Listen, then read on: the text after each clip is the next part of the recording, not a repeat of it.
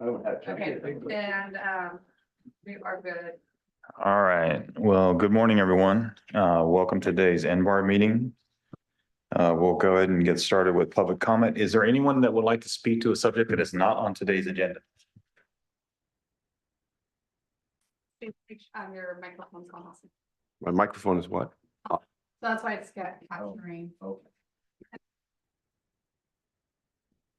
You want to?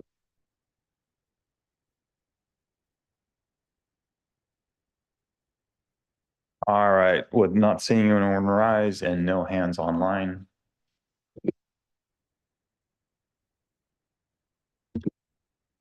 We'll move to member recusals for today's meeting. Is there anyone that needs to step down from any of the items on today's meeting?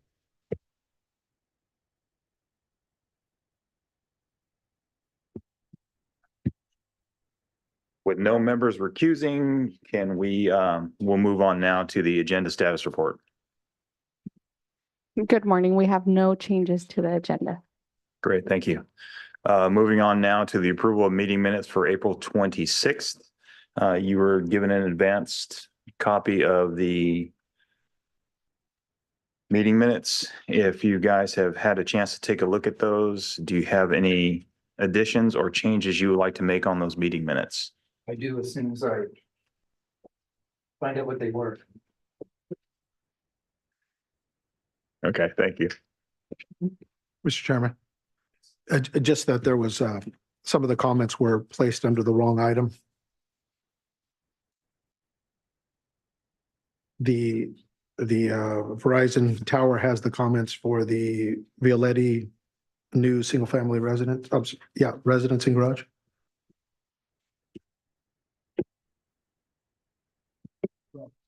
I will correct those.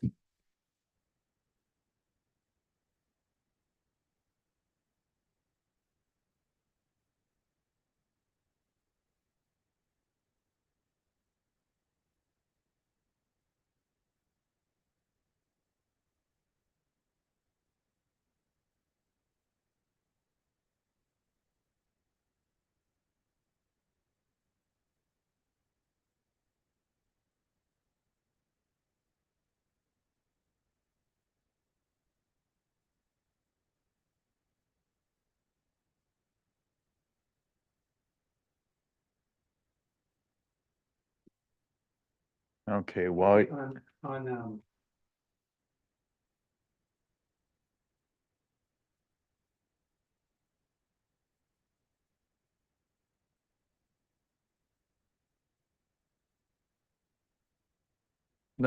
comment number 2 on the residence that Pete Newman had. Add after difficult to construct as shown in the rendering, add in the rendering. And the rendering looks cleaner, then add the roof and elevation plans. So he'll know which one he's talking about. And then on item 5, add at the end of it, at the large dining window. I think it was the dining room window. Yes. yeah. Yeah, because it's going to be a checklist for him. That's it.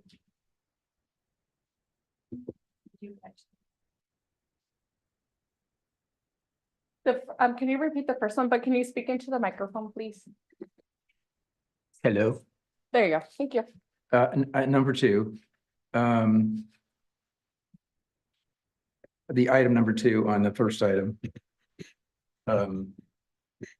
After it says up because it would be difficult to construct as shown, and then add in the rendering. And then the rendering looks cleaner than the roof and elevation plans. And then the item on, did you get the one on 5? Okay. I just wanted to clarify which drawings we were looking at for him. But that term cleaner has been used twice in this thing. It's kind of a nebulous term. Kind of sort of is. The term cleaner has been used twice in the notes. Maybe we should clarify what our intention is by saying cleaner.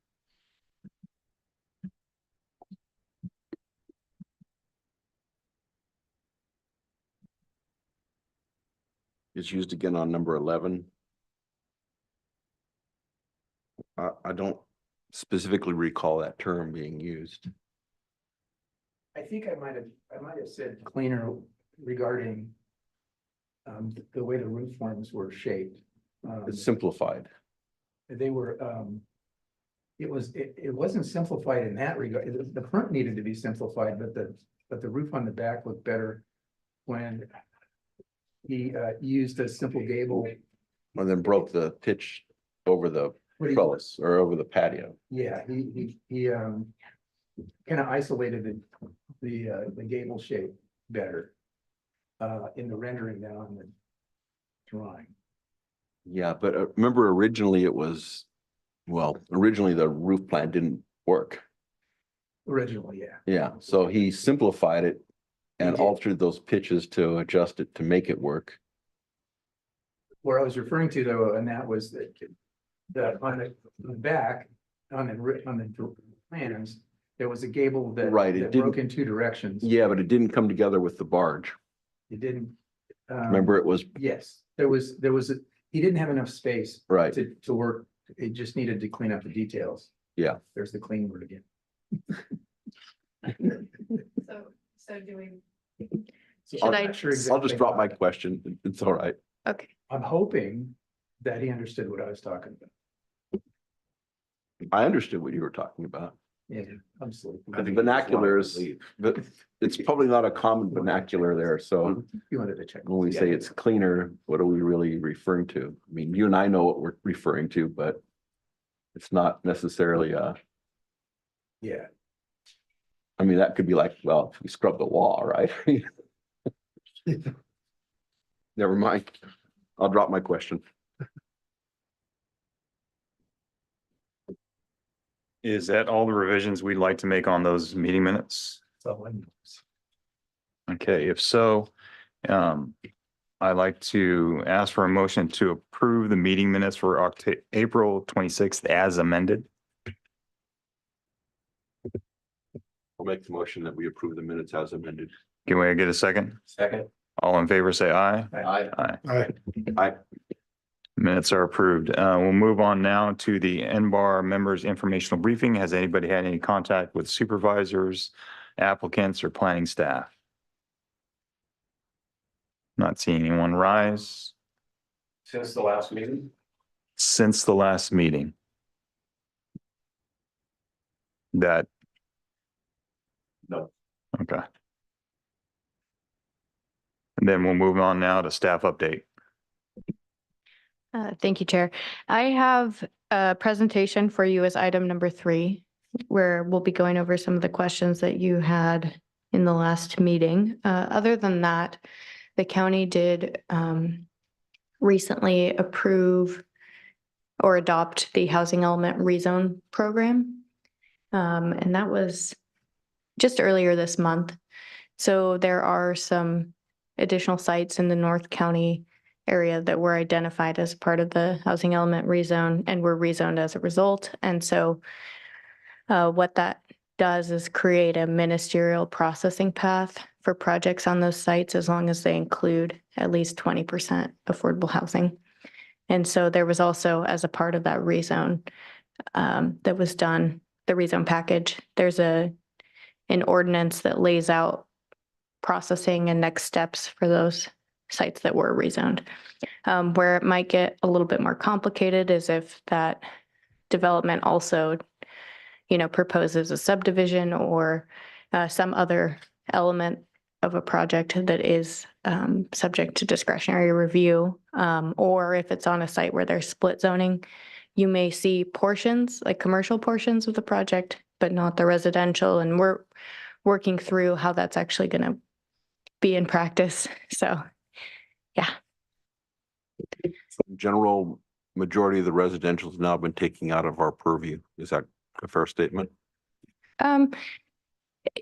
Anything that is multifamily or qualifying mixed use pursuant to the Housing Accountability Act is only subject to objective standards. And that's not just in North County or just in South County, or Statewide. it's statewide, yeah. So in that sense, like, we have those multifamily mixed use objective development standards that apply to the project, and the planner interprets it, whether or not they meet each objective standard. But they did recently add an element to that ordinance that says that we can confer with the BAR chair on whether or not something conforms to the objective standards. So they have built in some support for the planners to get Back. yeah, an opinion from an architect and so on. Yeah. Yes. Yeah, the ordinance includes, I mean, a number of, there's a section on like utilitarian elements, there's a section on massing, there's a section on site design. So, you know, one of the items that comes to mind is there's a requirement for the percentage of shading of sidewalks and pathways on the project site. So, you know, it gives a percentage, and they have to show at the number of years where it says that it's established how much would be shaded. That's one example.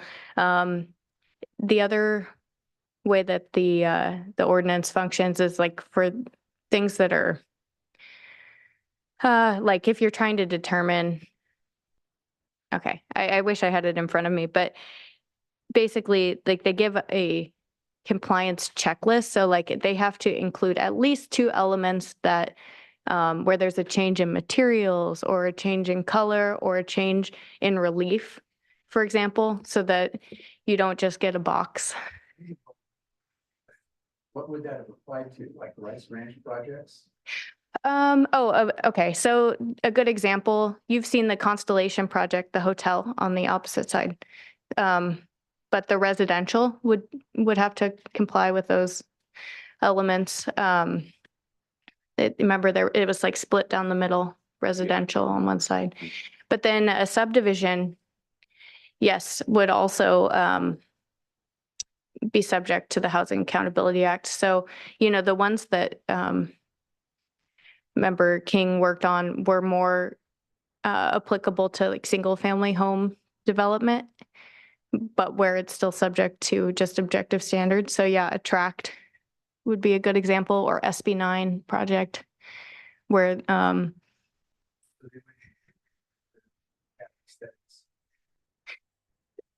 well, and we'll get into this later, but a project on the scale of Rice Ranch also requires like a development plan and discretionary entitlements. So in that, and a specific plan. So in that sense, it would be subject to review in some capacity. It would be. So for example, the project that we looked at a year and maybe back on Foster Road there at the end, where it was going to be a 3-story and there was a daycare back around the corner. You know, just kind of at the end by St. Joe's all the way down to the end by the Keyside freeway. H. Yeah, now that came here as a quote courtesy, I guess, but that would not be subject to our review. Correct. Okay. But when you have a tract with subdivision,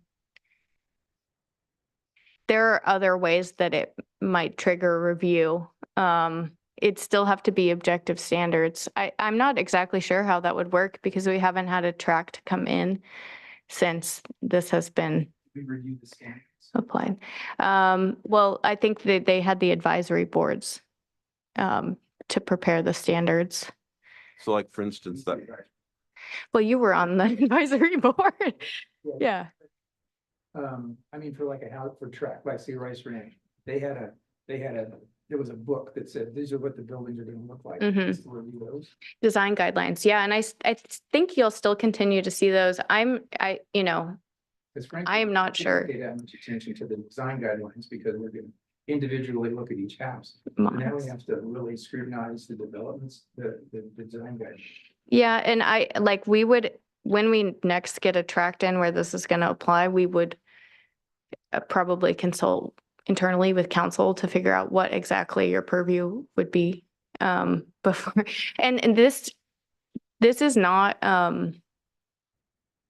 where it also gets tricky is you have existing tracks and maps that may have mitigation measures that apply to aesthetics that require your review. And like subject to the LUDC, those are still subject to your review.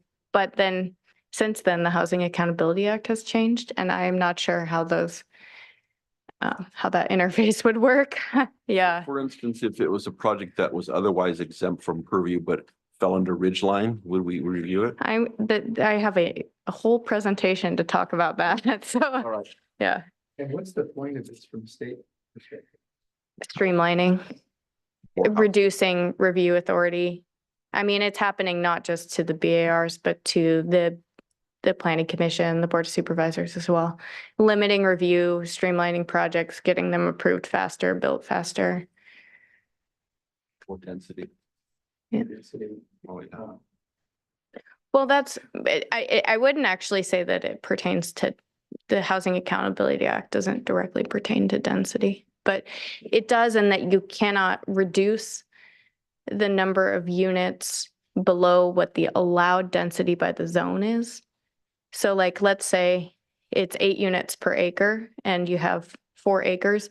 Well, the planning commission can't say, unless there's a documented reason from a health and safety code perspective, you could not reduce below the 8 times 4 units, you know.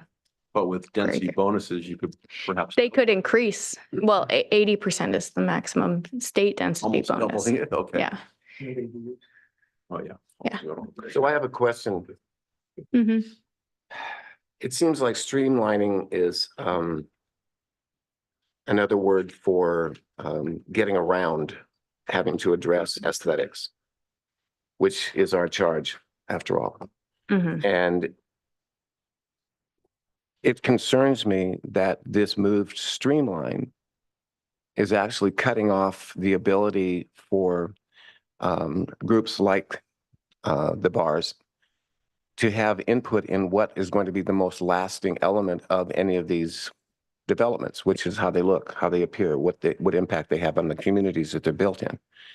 And my question would be, where do we fit into that? Or do they just come to us when they have to? Or do we have any opportunity to be part of decision-making processes? And this is another change that occurred to that multifamily mixed use objective standards ordinance section.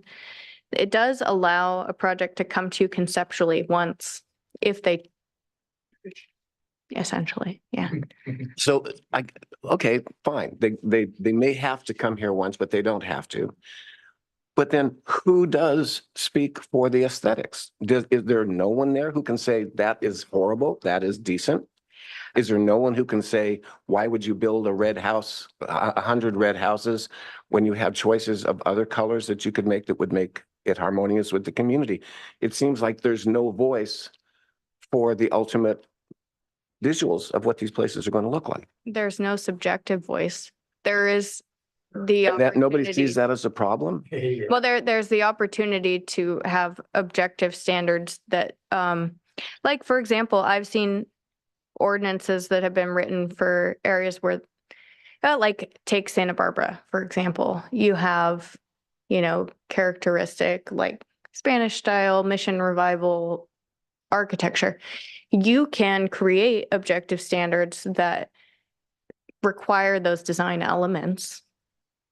And in theory, that could be done for community plan areas where you want to preserve some specific aesthetic.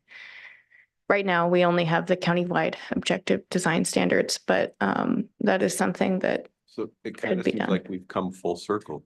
Because a lot of these zoning rules, environmental regulations were to help communities direct their growth patterns to allow communities to be what they wanted to be, but now the state's kind of superseded that, and we've kind of come back around to where the state's telling communities, this is what you're going to do.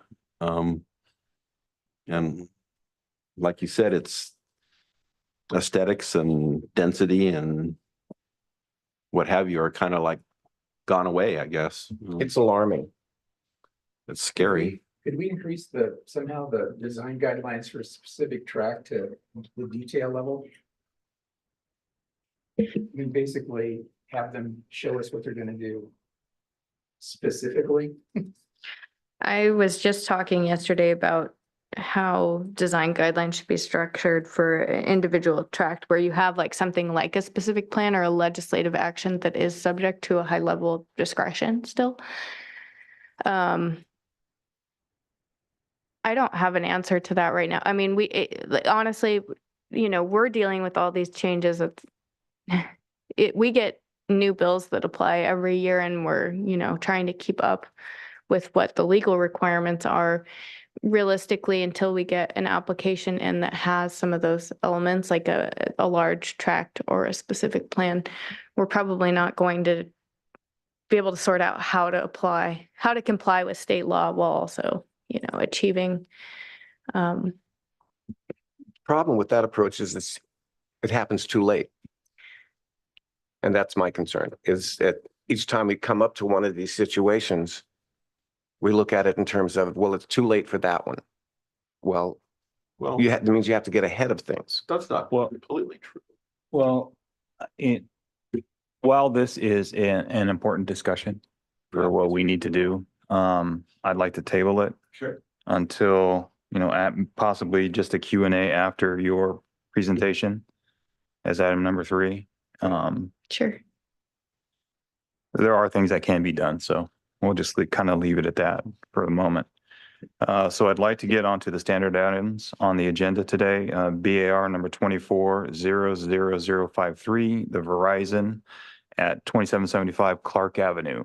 If the applicant is ready, go ahead and introduce yourself for the record and begin your presentation.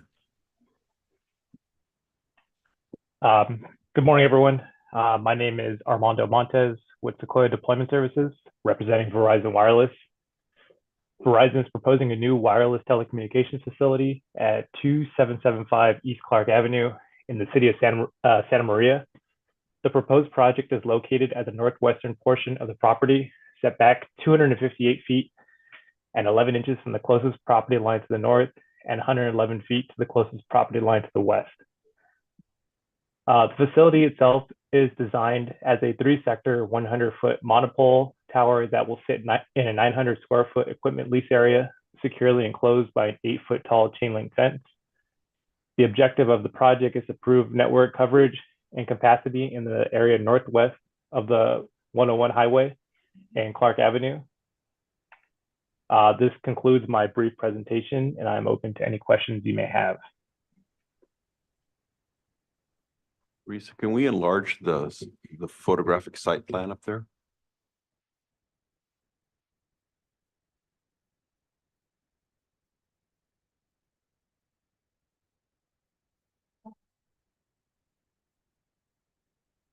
Is that? Yeah, that's great. Is Scott Nicholson online? It's just not on the. I'm pretty familiar with this site. You'll barely see this if at all from Clark Avenue. Back in that corner, it's an enormous site, 130 some acres. It's all, that rear area is all growing of small crop, low crop stuff.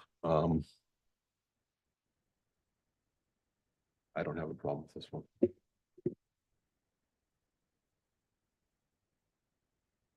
My question about visibility is from the other side, is this elevated above the valley? Yeah. Where can you see it from the opposite side of Clark? Can you see it from like the 101? I don't have there's no topographic map that kind of shows how it goes off of I think that's a question for the applicant. Yeah, so right now we are almost 2 miles away from the 101 freeway. But can you see it? That's a good question. We didn't get photo simulations from that far away. Well, not just for the freeway, but from the valley side. If you're downhill from that, can you see this pole?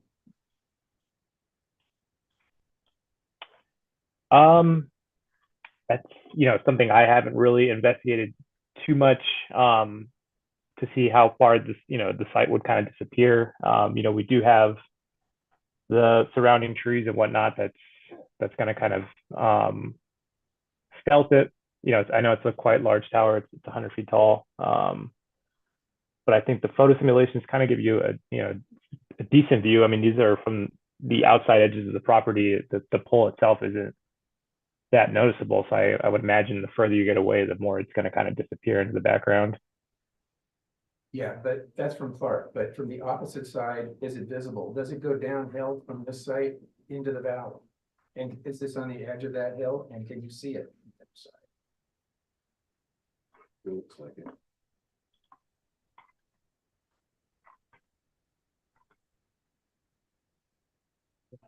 Yeah. Yeah. No, So- the road slopes down, but not, Everything kind of slopes down, yeah. But down around it. It comes up again right before it hits the 101 with the trees that are existing. You've got a backdrop for this tower from the opposite side of Clark.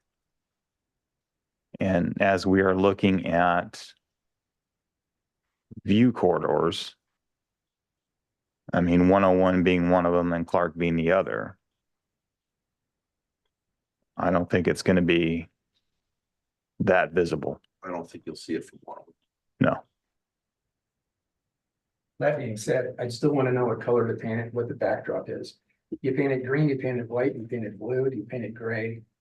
It's got to be painted in some fashion or another to make it camouflage. I'd recommend we leave it galvanized.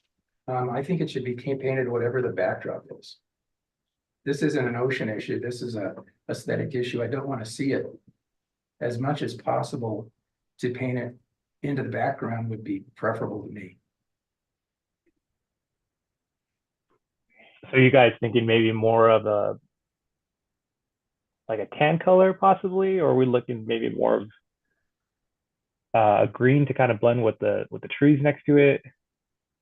That depends on what you see when you see it, and we don't have a picture showing that. So if you could photograph it with a telephoto somewhere where it's visible, we can see what the backdrop is. If it's green, if it's brown, it's what. If it sees sky, if it sees hills, if we're depending upon the trees, that would depend on the color that you painted in a non-reflective paint. Armando, do you have a project site plan? Yeah, you're talking about the drawings, correct? Yes. Yes, I have.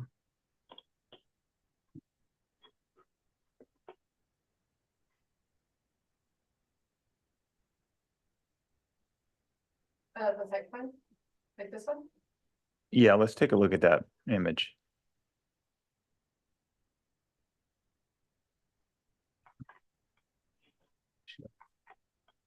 Well, what I'm kind of looking at is, Steve, I think you can help me out on this. Mhm. You've got on the left side of where the proposed site is, you've got a row of trees. Yes. Now, West side. on the basically. west side. Yeah. So Southwest side. 90 degrees from that, along that road, is that just growth or is that trees as well? On There's that, trees, there's My there's trees along that and the growth along Clark. property line with the flower guys next door there. Yeah. Ladaway, I think it's called. Right. There's a tree line that runs down there, and then there's that dark area, which doesn't show up on this one, but showed up on the previous one. You can barely see it down on the corner. That's a retention pond, Right. On that side. and there's a number of trees around there, and this sits. There's water tanks out there, yes. Yeah. I don't know if those are in that picture, but it's, and the site probably falls from Clark Avenue headed towards the back of the lot. maybe 40 feet. Right. Something of that nature. And then all around it is agricultural. It's all, I mean, the oil wells are gone for the most part now. Because I mean, last time I worked on this site, which was 10 years ago, I guess, we capped a number of those old oil wells. Or recapped them, I should say. The telephone pole head. Oh, no, it's a pretty complicated process. That's what they used to do in Sunrise. Yeah. They just put telephone poles on. No, and they put, geotechnic, so they can find them easily in the future. I mean, they're concrete actually, but I mean, I don't believe you'll see this thing, at least not significantly from 1,000 feet away. right. I mean, it's what, 18 inches in diameter at the base or something, and Well, I mean, to use some of Jim's words, I mean, that was you wanted a telephoto lens. Right. And if we have to use a telephoto lens, then, are you going to be able to see it from some of the view corridors with the naked eye? And I just think it's going to disappear. Not depend on the trees to hide it. If we're not asking them to make it look like a tree, we're not asking them to make it look like a tower, just to paint it to the proper color so that the background and the tower match. And then we don't have to worry about the trees coming down or whatever. And it's just one more thing that we have to accumulate in our vision. As rural as possible is kind of what I'm thinking. Well, to go along that same line, I mean, if they end up taking out the trees or the trees die off or whatever it is, then I would assume that a more rural setting would be benefited by a dull gallery. Why? It's a contrast with whatever's colors are out there. Why not just have them, they have to paint it anyway with a non-reflective paint. well, they Correct. don't have to paint it, Jim. They can leave it galvanized. It needs to be non-reflective because it's a surface that can reflect light. Then you will be able to see it. I recommend leaving it galvanized. I do.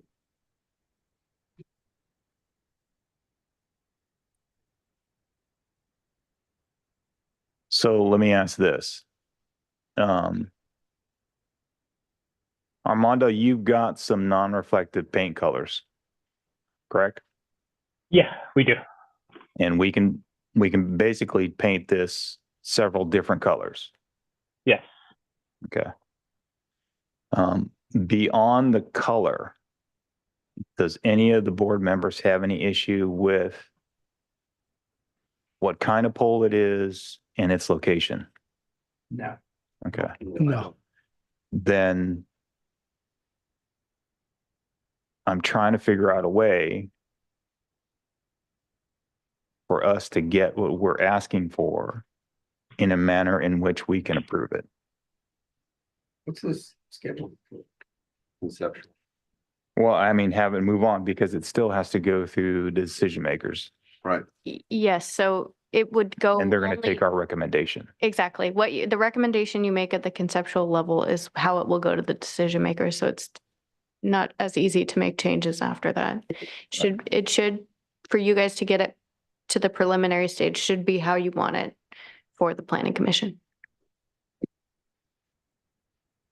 And knowing some of that site and some of the surrounding, I mean, a lot of that is green and Galvey out there. Some of the buildings, some of the structures. For Gladaway, I think, aren't they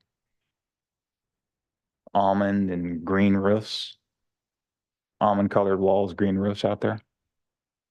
I'm not sure about Gladaway, but the Plantel buildings are light beige walls, Light beige walls with, light beige roofs. yeah, okay.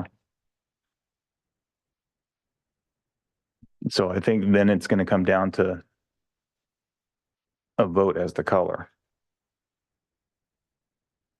Because asking for someone to paint it the color of the background would depend on what direction you're looking at.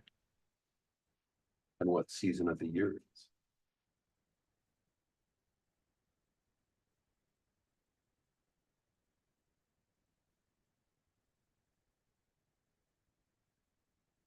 Mr. Chairman, I'm okay with gray or galvanized.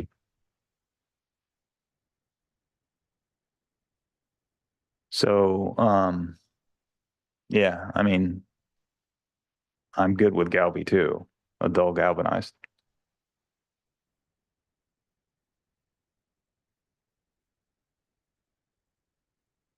We know, I just think we're contributing to visual clutter. okay, And it's not, the buildings aren't 100 feet in the air.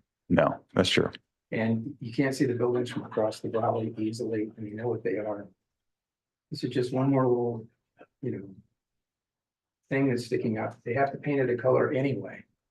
Why not have it painted, whatever the backdrop is from the valley? I agree. Well, I don't believe they have to paint it first off.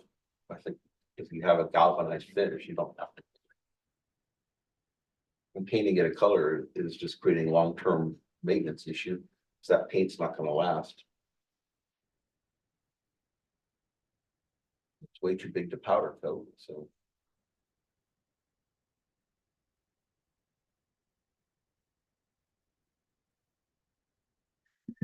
I can just provide some context.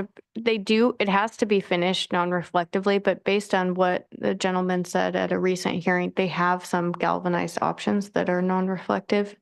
So we would force them to at least choose a non-reflective galvanized finish.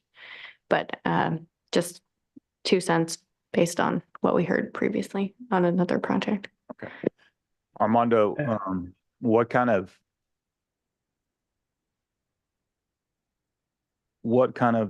non-reflective finishes do you guys offer? So I know in a previous hearing I had for another project you guys reviewed, I think we kind of agreed on a low polish, kind of a dulled out galvanized. So wouldn't be as visible, wouldn't reflect any sunlight, whatnot. Is that something that'd be applicable here? Just leave it galvanized, but like a lower finish?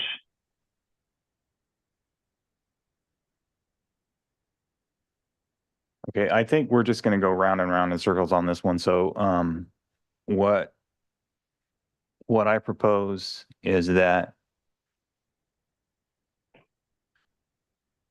probably the most common background color would be a green shade.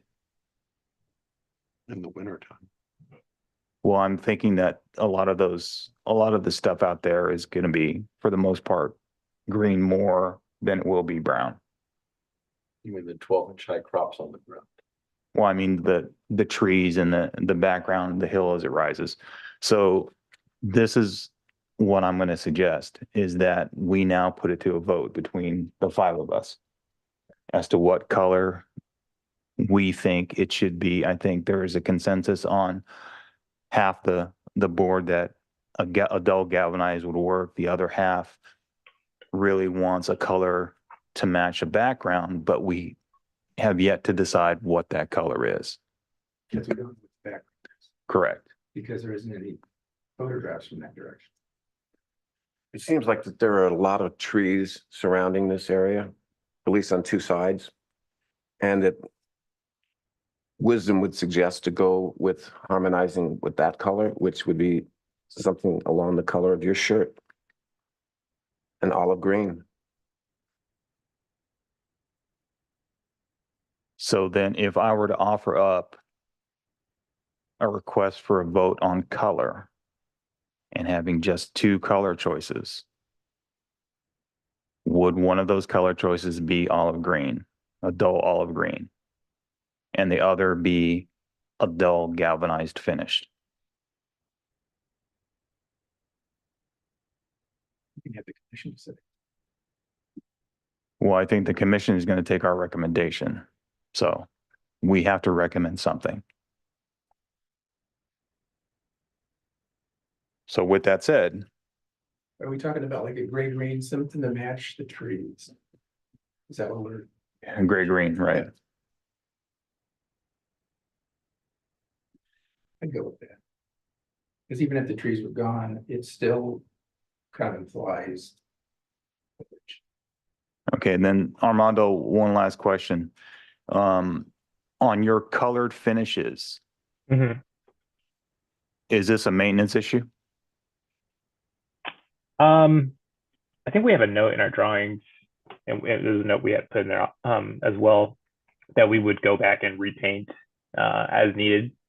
It's not going to last forever, so it's definitely something that's going to go out, have to, be checked on a yearly basis and repaint as needed. Okay, let me ask this. Who determines as needed? There's if you look on the drawings, I believe somewhere along sheet A2, A3, we have a note in there saying, if it's requested by the city, or sorry, by the county, we would go out and repaint as needed. If we were co-located, if another carrier decided to co-locate and they had to repaint it, per their review, we would go out and repaint the pole. So that there is a note on there. Yeah, somewhere in that note section up there. Our permit compliance staff does go out on telecom projects with some level of frequency, and then we often get requests to upgrade antennas or add new antennas, and that's another opportunity where permit compliance is out there and often they get repainted at that point often.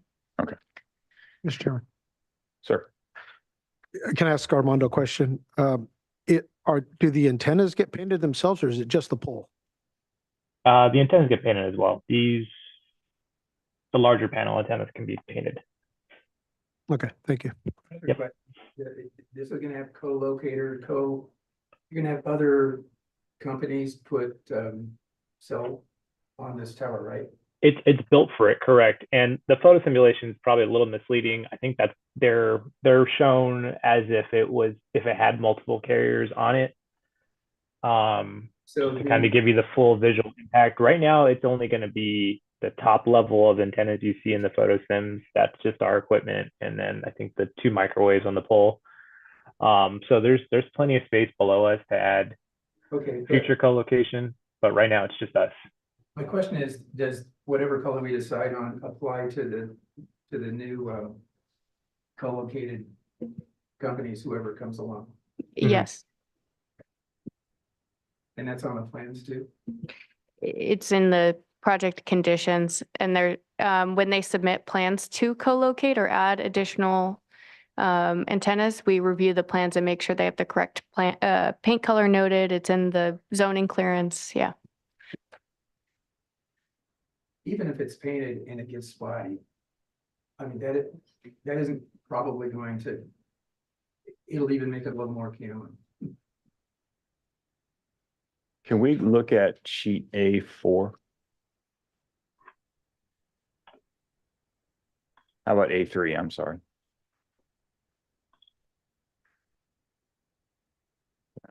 And then A2.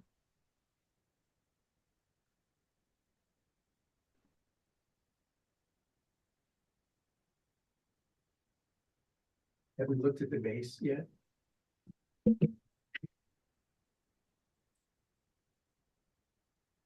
So I'm looking at a site plan that's got trees on 3 sides. Okay. And trees that provide screening, there's a development standard that if a tree provides screening of the project and then, for some reason dies or is removed, they do have to replace. I mean, these are tall and old trees, but they do have to replant something. I'm just trying to figure out how much is around it. So, okay. You want to look at the base? Can we go back to A6?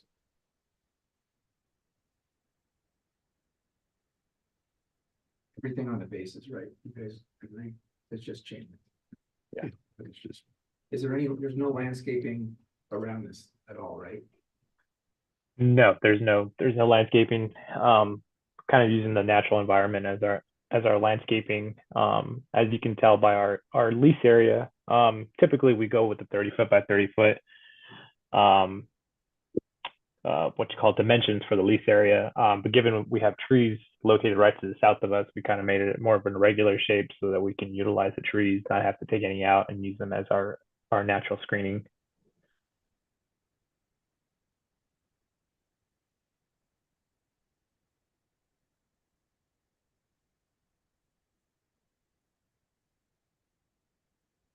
Thank you, Armando. So with regards, getting back to the color. We need to provide commission with a color suggestion. We have offered up 2 colors. I'd kind of like to poll the members present as to that color. And I think the majority will move forward. Everybody agree to that? Sure. Yeah. Because that's what we do. All right. So might as well just decide what color you want it to be. Exactly. It's up to you. Yeah, Go ahead. thanks, guys. You're welcome. So in my experience, over time, galvanized gets lighter. It does, it oxidizes. And while I appreciate the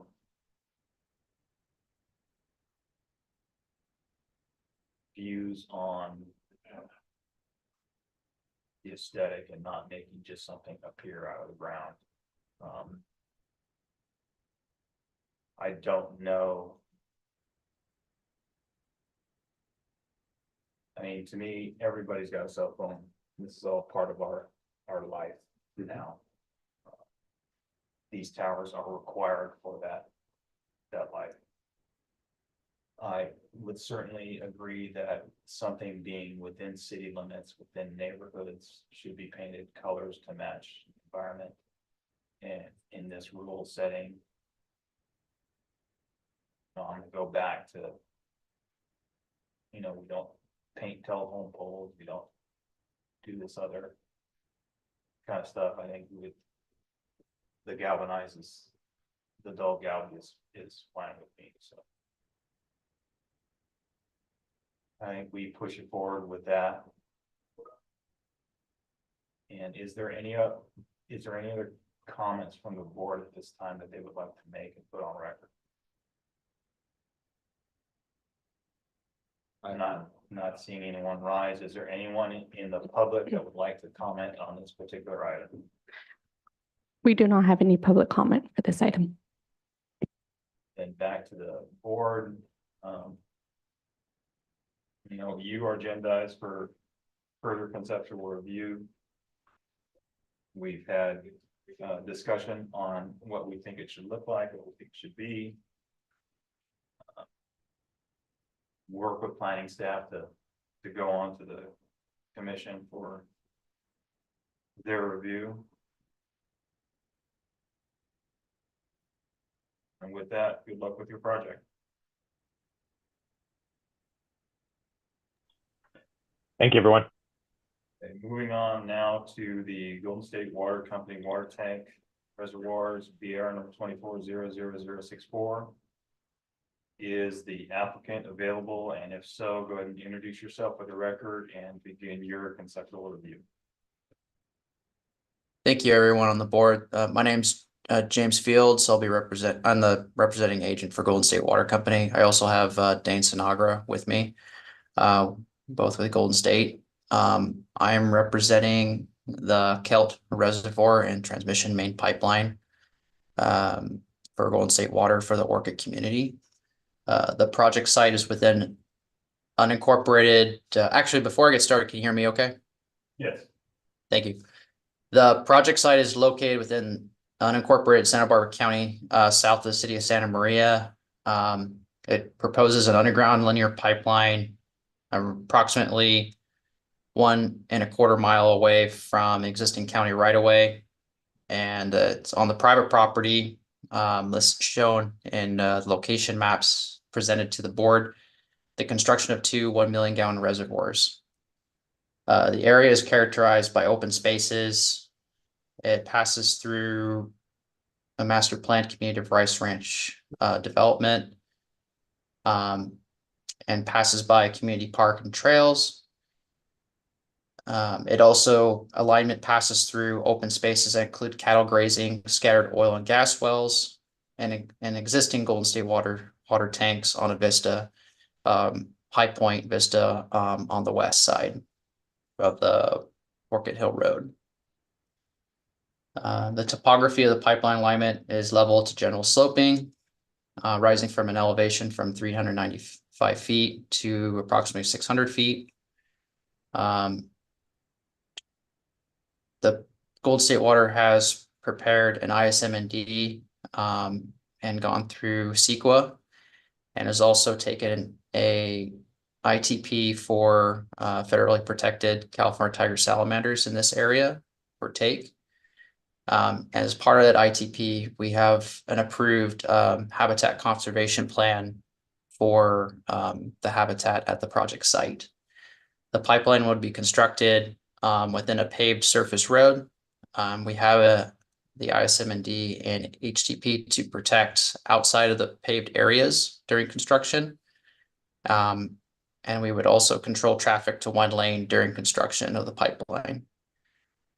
We have also secured easements on the county property between Rice Ranch Road to the private property boundary line, and secured easement with the private property owner to continue the remainder footage of the pipe to the project site itself. The proposed reservoir is approximately half a mile southeast of the Orchid Community Park and about 0.85 miles south of residential areas. We've prepared a scenic simulation plan of the reservoir site. Due to the location of the existing surrounding topography, the reservoirs are pretty well screened. There's only two locations looking southeast towards the proposed reservoir site where that it shows existing vegetations and simulates both the first and second reservoir proposed to be built.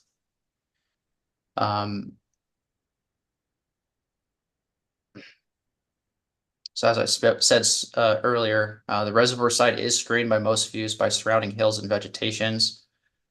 The reservoir will be coated paint called Desert Tan, which also matches the existing reservoirs in the Orchid community.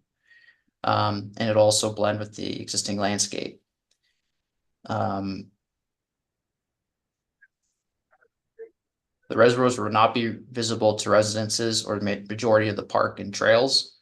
The locations we picked were the only locations where the project site would be visible. And this was visually looking at near the Orchid Park, Community Park, and on part of the community trail. The pipeline and the reservoirs would increase fire protection along Orchid Hill Road and increase public health and safety of the community.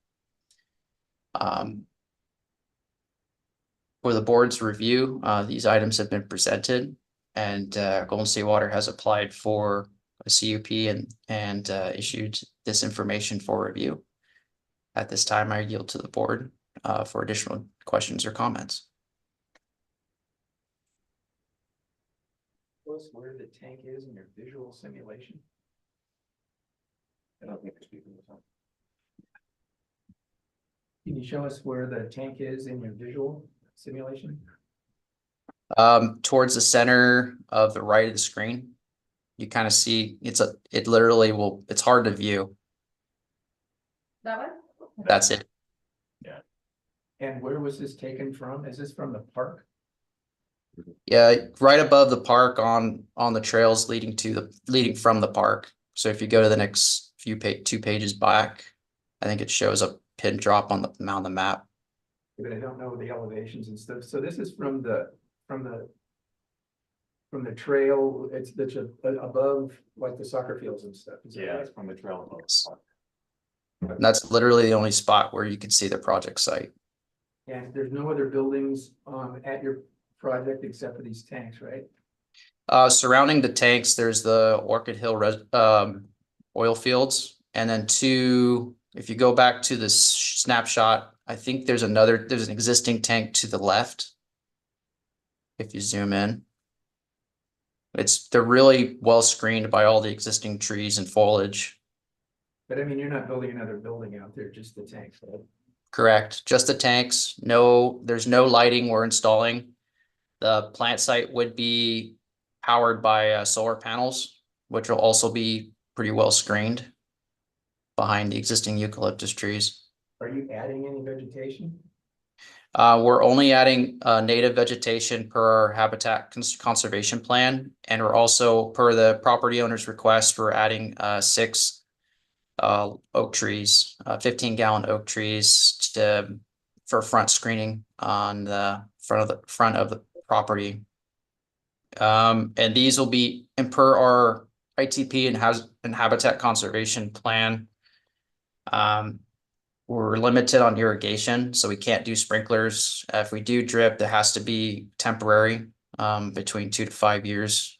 And we're limited to hydroseed for, I think, coyote scrub brush and So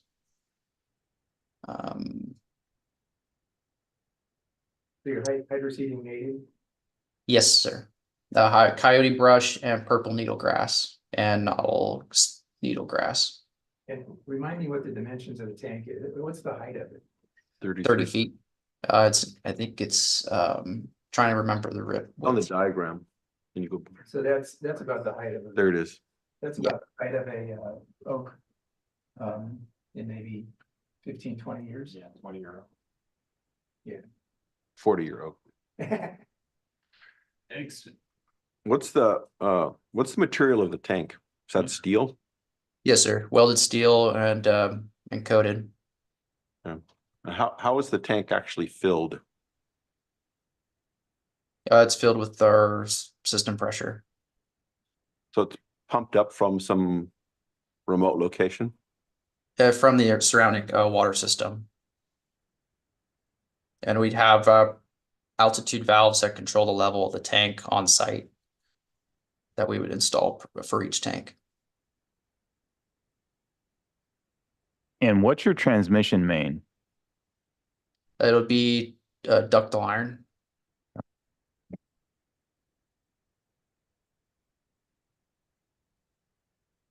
Excuse the simplistic question, but what is the water being used for? Dane, do you want to jump in or I can? Yeah, this is a water storage tank. So the water will be used for fire suppression as well to supplement the water system during peak demands, and also for emergency scenarios if we were to lose power and lose water supply from our groundwater wells that supply the water system. So I guess that's a good answer. My question was was this for the benefit of a subdivision, or is this for public? No, this is for the existing customers in our water system. Thank you. And that includes all of Thank you, Dane.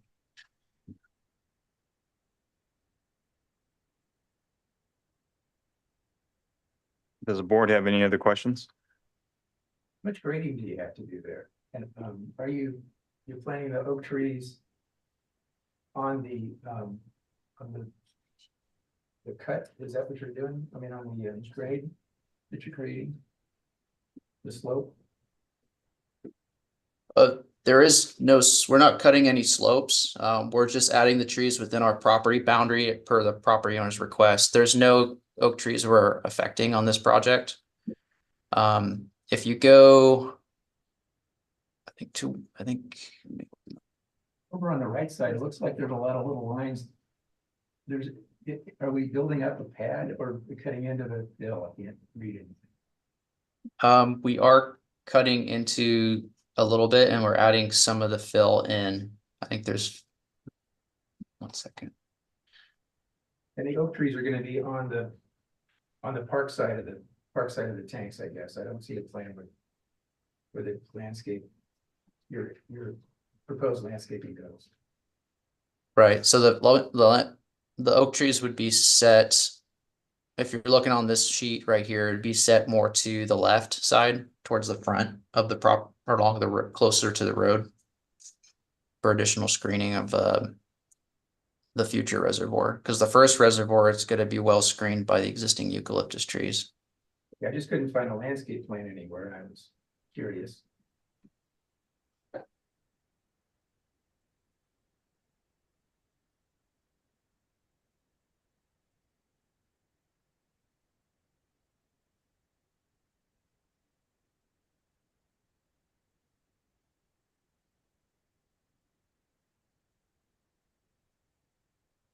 Are there any other questions?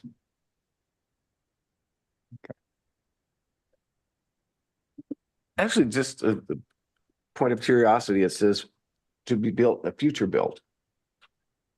When is the future? I mean, when are these actually going to be built?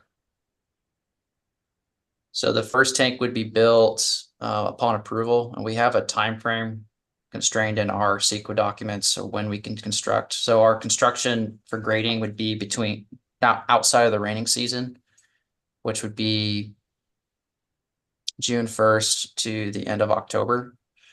The second reservoir would be built within 10 years, depending on system demand. I assume you're gonna do all the grading at first, at the beginning, Yes, sir. and so you're gonna also plant the trees, all the trees, when you do the first tank, right? Yes, sir. Okay. So our part of phase one, quote unquote, would be preparing the site for both reservoirs, but and the facilities for just building the one reservoir. So we do the grading, the site restoration, the paving, and then phase two would just be the second reservoir. So then the second reservoir, there would be no grading needed. It would just be building the ring wall for supporting the reservoir. Are the trees, again, just to reiterate, are the trees going to be planted for the entire project at the same time? Yes.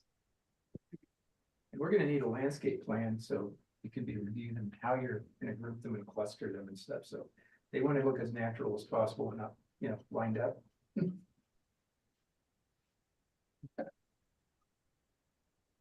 Shannon, what are the additional steps that are required for this?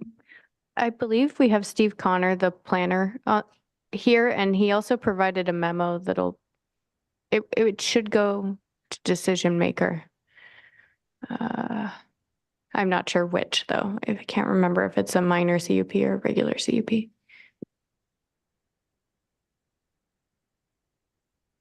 Steve, do you have anything to add? Hi, yes, it would go to the zoning administrator.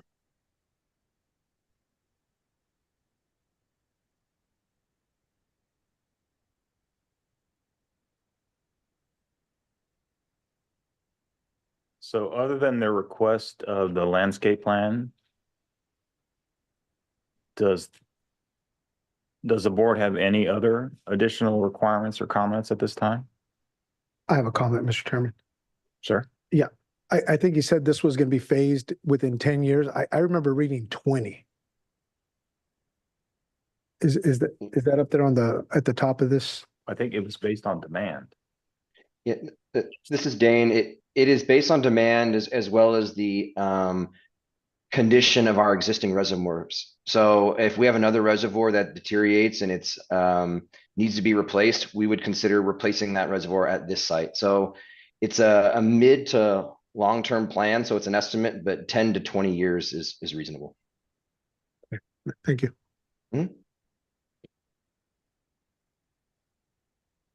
All right, with that, is there anyone else who would like to comment on this that is not on the board?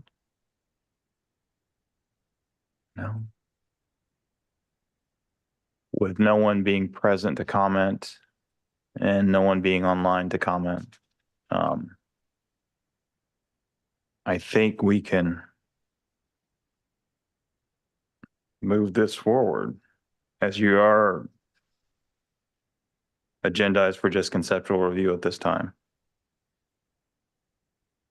So I would suggest to work with Steve and prepare any additional packets you need for us or for the Board of Supervisors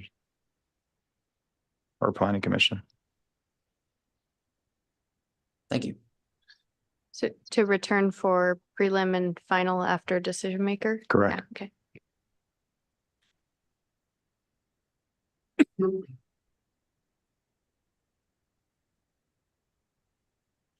Okay, with that, we'll move on now to the special provisions for the projects in Justero area, North County Board of Architectural Review. Here we go.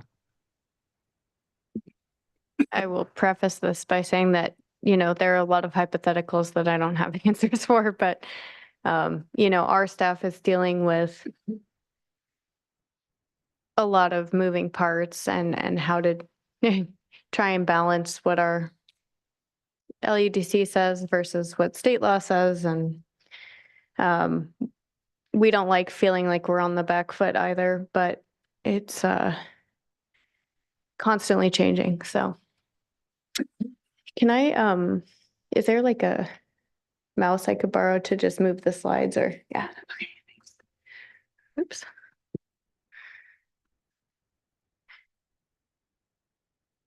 It went too far. Oh, there we go. Okay, I can do it with the wheel. So I'm just going to give a little background information about why we even have an MBAR, how it came to be. For years, there was a county-wide NBAR. And then in the early 2000s, the Montecito Planning Commission and Montecito Bar were established. So shortly thereafter, the remaining county-wide bar disbanded. And it was the Board of Supervisors at the time created 3 regional boards with the remainder. And that's when the MBAR was formed, and also when the special provisions that exist today were established for the NBAR jurisdictional area. And that was in November of 2005. So MBAR has never existed without these special provisions in place. And then after, to comment on Los Alamos, after the 2020 census, the supervisorial districts boundaries were redrawn. And so at that time, the board also directed the BAR boundaries to be redrawn to align. And that moved Los Alamos from CBAR jurisdiction to NBAR jurisdiction. Ooh, that's okay. Touchy. So what are the special provisions that were established in 2005 when the MBAR was formed? I'm going to go through each piece just so that you can see the full language on the slide. And the starting point for this subsection of the code is that the broader ordinance already, like where it falls in the document. The broader ordinance that applies to design review has already established what is subject to design review, and then what's an exception to design review requirements. That comes all before this, just so you have some context of where it falls in the code. So they've already established what has to go, and then some of the things that don't have to go, and then they get to this. So this is speaking to projects that trigger design review based on the broader ordinance, but that then have some sort of special exemption specifically in NBAR.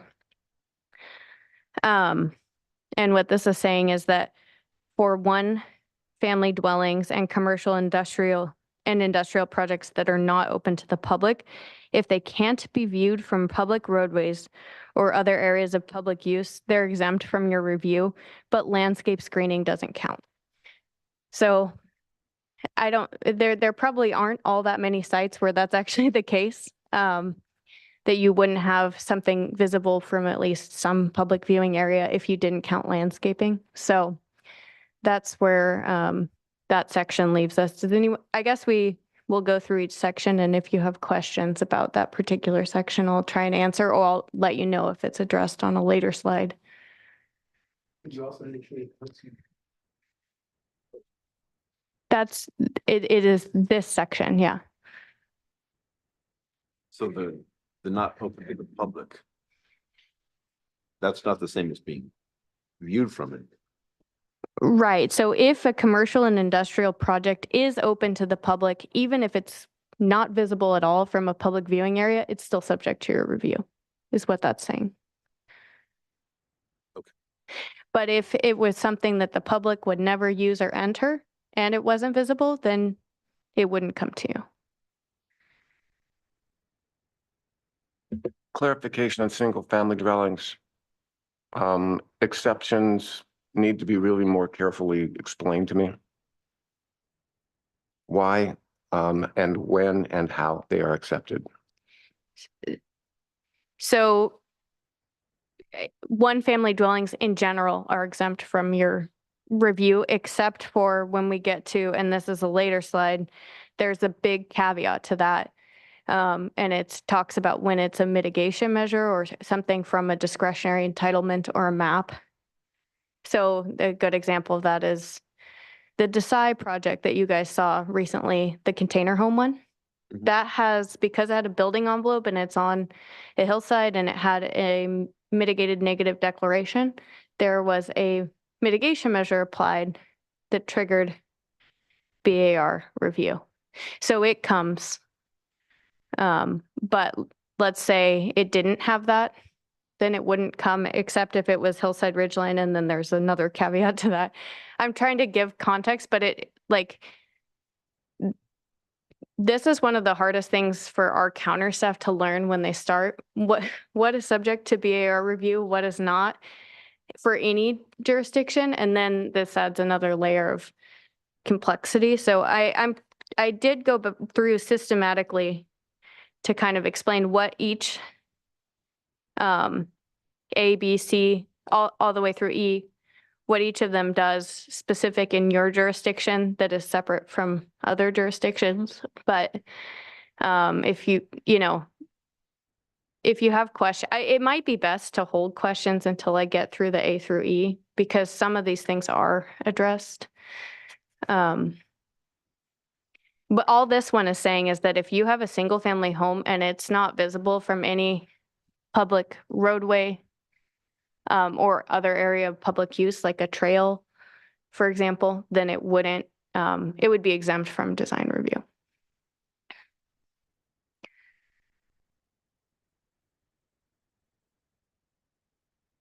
Should I Public move? roadway. Yeah, public roadway or other area of public use, yeah. I mean, streets are public roadways. Most, Residential street that goes right through a neighborhood is a public street, public Yes. roadway. Yeah. So it's It- any house in a neighborhood is going to be visible from a public roadway. most, there are private roads, of course, where this might apply, like tucked back in, like Tularosa Road, for example. That is a public road, but there might be like a driveway that comes off of it that would, yeah. Yeah. And that's just the first component. So I think maybe we move to the next component. Let me try and only skip one slide. I'm gonna, I think, need something that's not just the rolling wheel on this one. There, okay, I got it. I think it's good. Okay, yeah, perfect. I don't mean to steal your keyboard, No, but, okay. So then, that section A or subsection A talked about stuff that's just straight up exempt from your review, would never come to you, right? So then these B and C or talk about if some project is subject to your review, and these two specifically apply only to one family dwellings, that review is advisory only and doesn't require preliminary or final approval. So this would be, and I do kind of get it, I'll just go through my pre-prepared stuff. So like I said, there is a big caveat to this. So for now, just keep in mind, I'll explain that 2 slides from now, but so should you have a single family dwelling that requires review, because it's not exempt from the section before, and is subject to subsection B on this slide, meaning it does trigger review, but it's advisory only, then there are review limits. So you have review during no more than 3 meetings, and it can't extend longer than 3 months from the BAR application acceptance. And it's whichever occurs first, unless the project changes or you get a request from a continuance or for a continuance initiated by the applicant. So like, let's say they take a while to make changes to the plans and they don't want to come back till 3 months later. Well, that wouldn't count as being 3 months for the purposes of you commenting.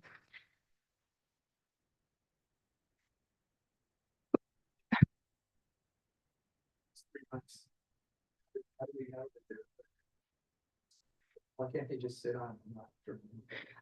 What I'm saying is, what this is saying is that if they request a continuance or like they're not ready to go to you, it wouldn't count against the time. So they came in for one meeting, you made a bunch of comments, that would count as one meeting. But then let's say they don't apply again, they don't resubmit to their planner for another 4 months. Well, I mean, I would interpret that as they're requesting continuances, like they're not ready to return to the BAR. So that would count towards the one hearing, but it wouldn't count towards, to me, the 3 months. I could see them arguing that after 3 months, they're exempt.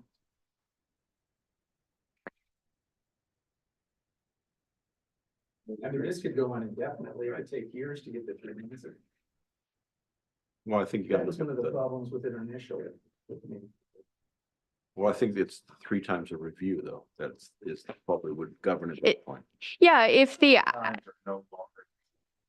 yeah, so if, If they or no, came on 3 consecutive meetings, that would be 3 months. And if it- whichever Exactly the same thing. whichever occurs first, unless the project changes or requests for a continuance are initiated by the applicant.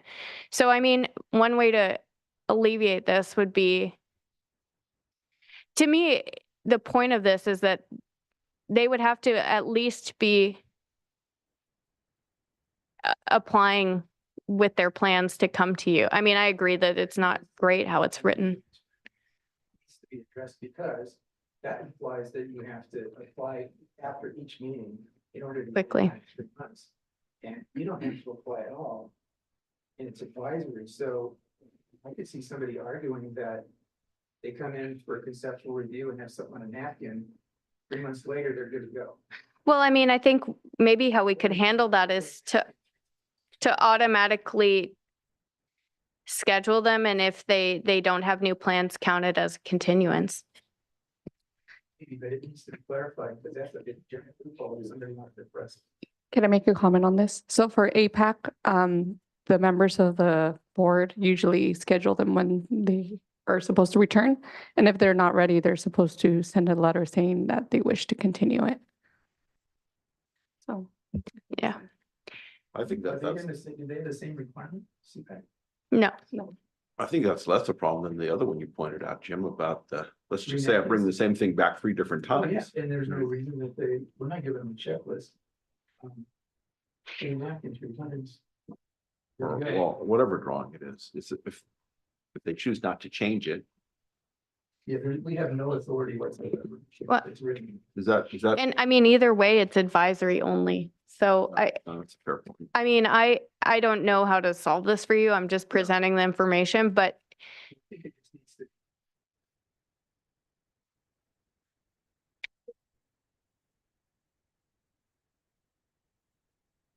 But the point is that it is advisory only, so they don't have to do anything we want. Is Any, this the only one that's advisory? Is this, yes, this is the only. are the other BARs advisory, Chan? no, We're the only ones. So basically, for single family dwellings. But I will preface that by saying at this point, and I'm going to speak to this, like, because of the Housing Accountability Act, like in a way, everyone is advisory on most residential projects at this point. So, they all need to be rewritten. well, they have been. They're specifically exempt from your review is how they've been rewritten. for the thing should- Yeah. to be reviewed. Okay. I mean, I can, Well, let's get through the rest of it. yeah, and I would say, you know, if you have comments on how this section should be modified, that the best route is probably to go through the Board of Supervisors, because they would have to allocate funding for long-range planning to make a change to the ordinance. And just with contextually, what else is happening in regards to residential development and how it's regulated, I don't know that it makes sense. Is that gonna give a trigger? But we write it all. In the state. Well, they did in that the way that the county approached it over the last 3 years was to exempt any of those projects from BAR review in all jurisdictions, not just yours. Problematic word here is advisory. Right. Yeah, so if it wasn't advisory, then they would have to. They would have to comply. But arguably, there are still ways for them to be exempt from your review through applying housing law, which I am gonna get to that. You can't. That state's requirement. Yeah. Which is my question, is the state new requirement going to cause you guys to have to rewrite all of these rules? Well, what we did is we wrote that other section about housing projects, and there's one in the works that you were on the advisory committee on for things that are, not attached units. Yes, it is. And to write them in an objective manner is very difficult. But what those sections say is that they usurp this whole design review section of the LUDC. So like the LUDC, it's chapter 3582. That applies, but then you have these other sections that dictate only objective standards and no design review for qualifying housing projects that then say they take precedence over this section. So that's how they've handled it. They basically said you circumvent this section of the code if you're this qualifying type of project.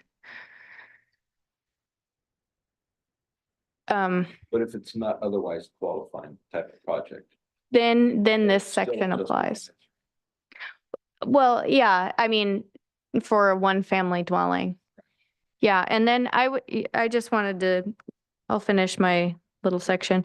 So, I mean, I just don't really see where, I have trouble envisioning where this would apply to a discretionary project with a review authority like the zoning administrator, the planning commission, because single-family dwellings almost exclusively only require an LUP. So, or a zoning clearance if there's some sort of map before that. So it could apply to a single family home that somehow triggers design review. So where I could see that happening is a single family home in the design control overlay, but in your jurisdiction, that only applies along Bell Street. And I'll show you a map of where. So there you could have a single family home that comes to you on an advisory basis only. However, if they proposed more than one dwelling unit, it would not be subject to review because it would be objective standards only. Is this also excluded? That's the next one. Yeah. Or you could have this in some of the OT zones in the pedestrian overlay in Old Orchid. Or let's say, like, if you did need a conditional use permit for a single family home, in theory, it could come to you on this basis. Another reason could be hillside ridgeline provisions apply, and that's this next slide. So let's say you have a 16-foot drop over the 100 feet out from the edge of a building. Then you would be subject to the hillside ridgeline development requirements in the LUDC. This is another section where there's some ambiguity in the language. But one of the requirements of the ridgeline and hillside development section of the ordinance is that it requires design review, right? So the way that I read it is that it is in MBAR's jurisdiction. Like if something's hillside ridgeline, it would have to come to you, a structure, not just a single family dwelling, that's subject to the ridgeline and hillside development standards.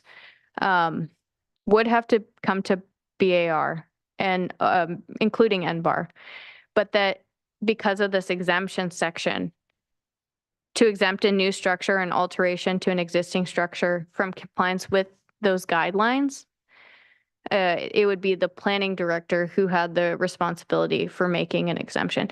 So I think that if a structure triggers this, it'd be subject to your review. However, if they wanted to go above the allowed height, it would be the planning director that made those findings instead of the BAR. And that would be the distinction. So as long as they complied with the height requirements, then it would just be coming to you.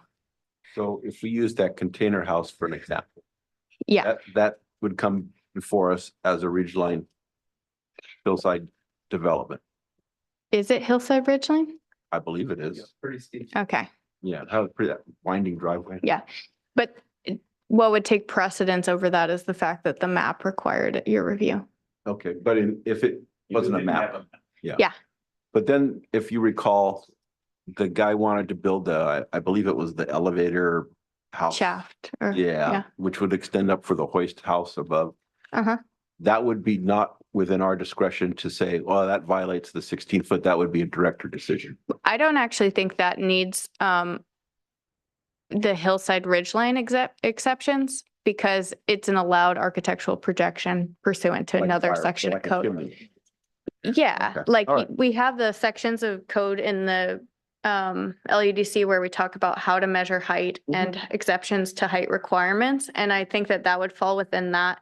This is more like, let's say they were, you know how if they have a certain pitch of roof, they can be 19 feet tall instead of 16. Right. But let's say in a part of it, they needed to be 20 because of like to make a better design. I don't know, there's some reason they couldn't accommodate it. Or like the existing grade was higher in that spot, so they had to be 20 feet from existing grade.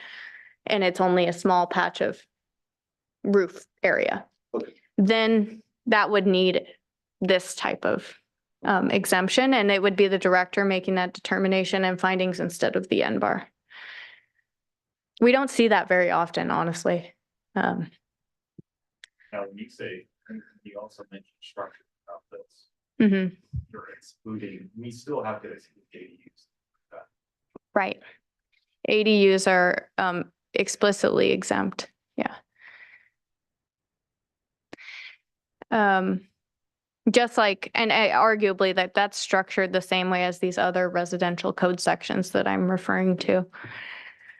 And to me, this applies to, you know, commercial and industrial structures also, not just, there's no specification that it's one family dwellings for this section. Can I ask a funny question?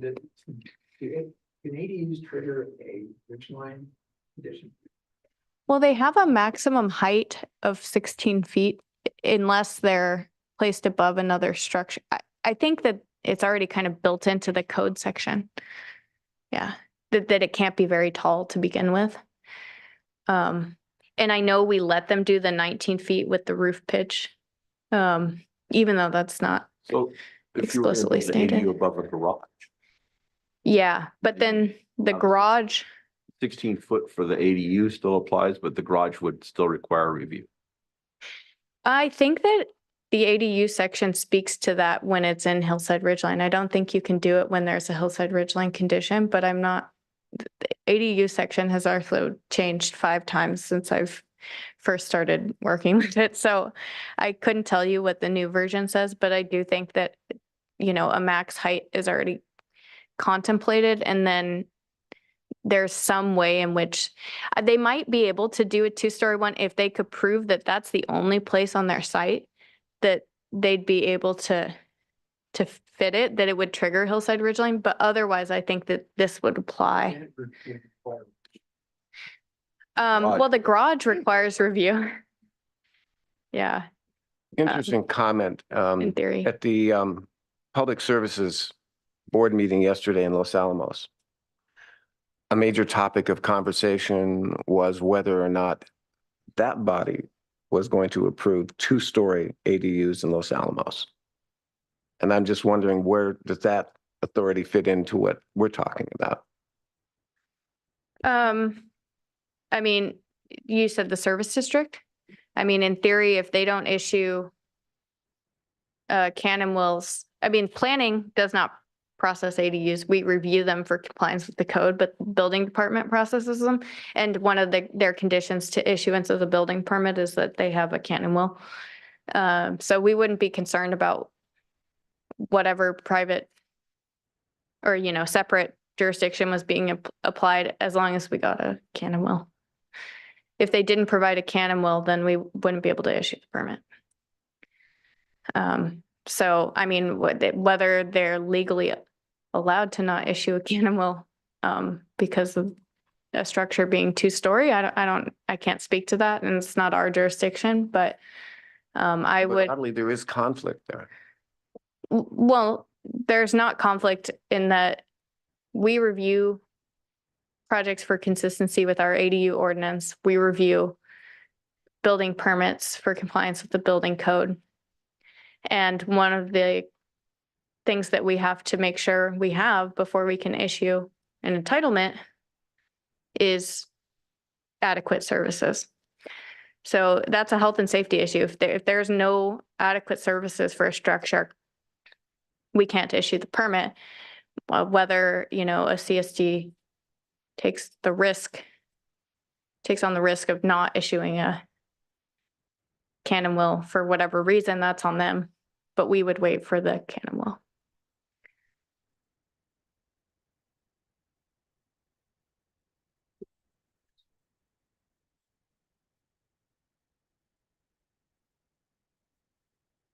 I'm not familiar with the government code sections that govern that, I have no expertise whatsoever in that area.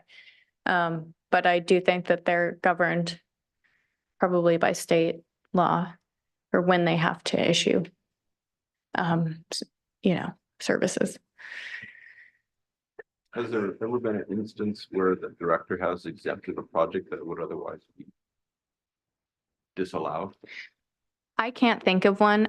I've only seen 2 projects where they've been exempted from Hillside Ridgeline guidelines in general across the county. One in Summerland, where it's just they had a kind of a funky situation with the existing grade. And one in like the rural area outside of Los Alamos, where it happened to be Hillside Ridgeline, and they had just like a triangle of the edge of the roof that would have exceeded the 19 feet. It doesn't happen very often. It's a case by case. Yeah, I mean, most people make it fit the 19 feet because the thresholds for actually getting an exemption it has to add to the design, or like there has to be some specific reason why they need the additional height. It's not a low bar. So, I mean, and I've worked on a lot of projects until I've only seen that twice in 7 years. I mean, I think it speaks to it's relatively infrequent. And that would be a decision that not because the applicant chooses not to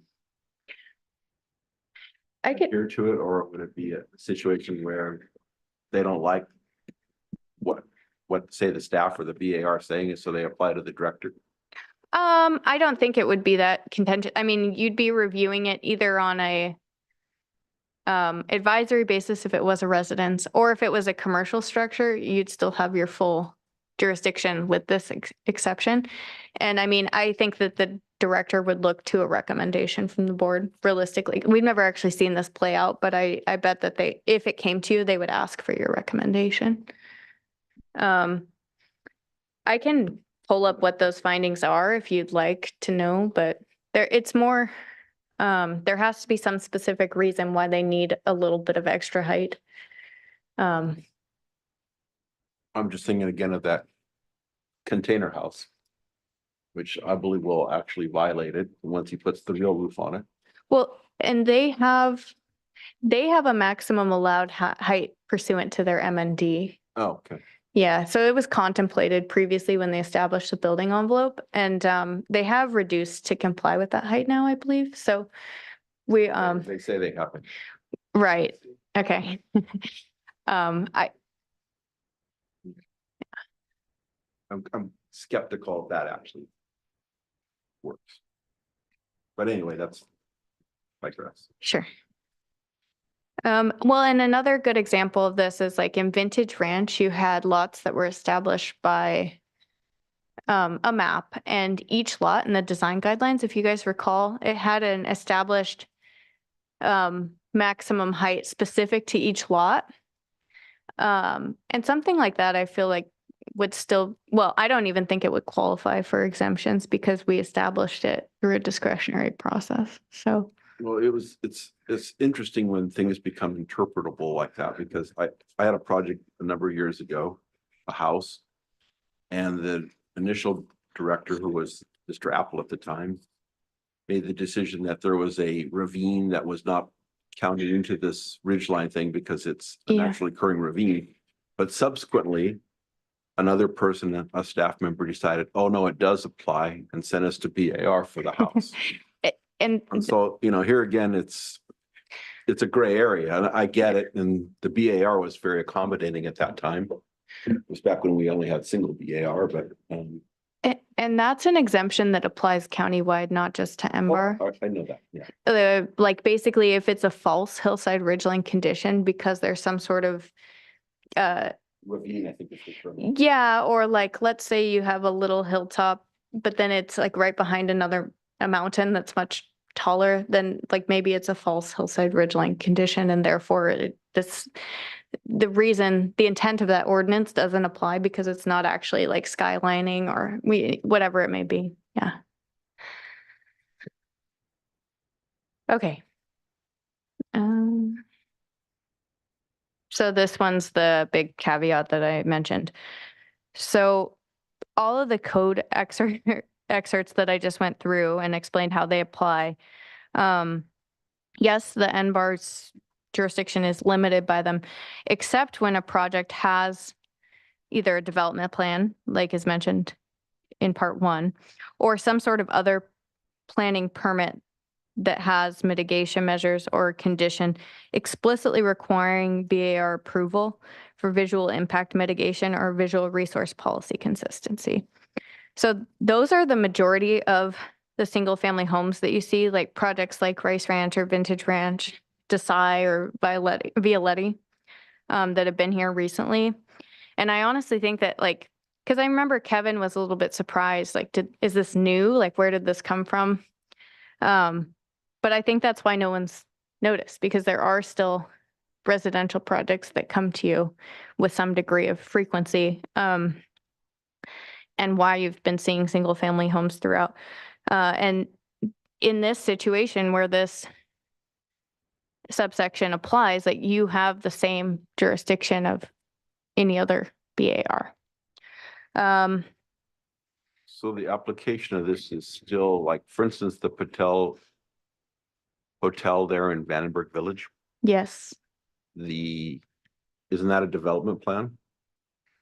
That includes the apartments? Yes, and I'm about to say that there is a caveat to the caveat, but yes. But yet the apartments were not under our purview as the Because of hotel that, was. because of the Housing Accountability Act and the ordinance we adopted in response to it. That's the state law. Yep. Gotcha.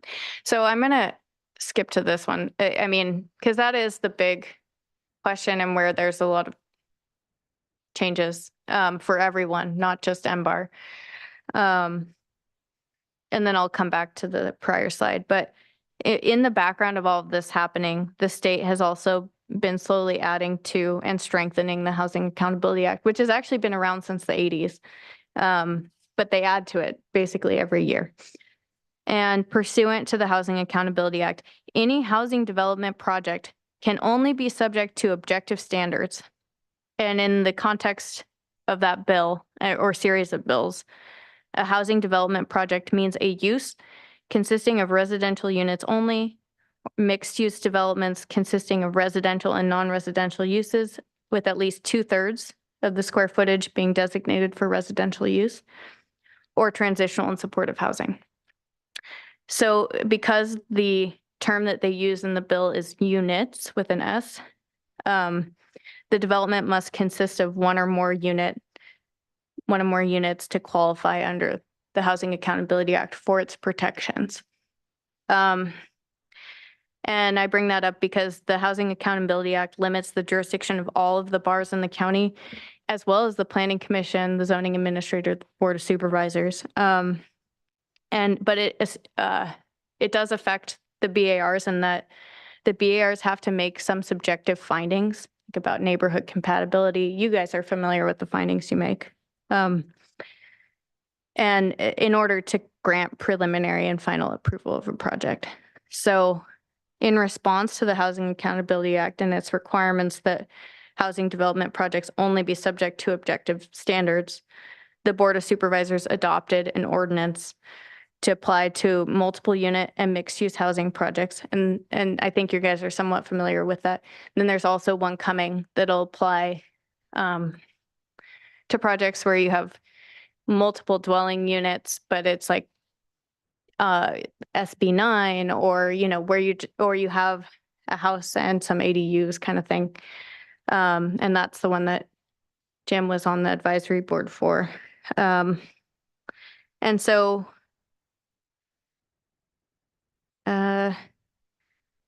the ordinances that have been drafted explicitly state that on multi-unit and mixed-use projects, subject to that chapter of the LUDC, which just essentially pulls the definition of a housing development project from the Housing Accountability Act. With one caveat, we went with half residential instead of 2/3 residential for that to apply. But that's because of how our mixed use So. requirements apply. objectified Means like, if the ordinance say every house has to be red. You can even say, okay, so it's red, or it's not, right? Mm-hmm. But something that would not be then would be something like our interpretation of the architectural style of a window. But you could build something in, like there are objective standards that relate to window treatment in the new ordinance, but it has to be written in a very specific way to actually be legally defensible to apply. It's hard. It's like lighting function. And I mean, scale the thing down, move it in and out, basic shapes that we see and go, that's good, that's bad. They have to objectify and checklist it. But did colors make that cut at all? Well, in the one that's for larger scale projects, I don't believe there's anything about color specifically. But I'm not sure, I haven't seen the draft of the one that you were working on. Well, the irony of this is that we're sitting here as a board debating whether a pole a mile from the highway should be what color, right? And yet we have a hotel project with equal number of 3-story apartments right next door. That we can't even talk about it.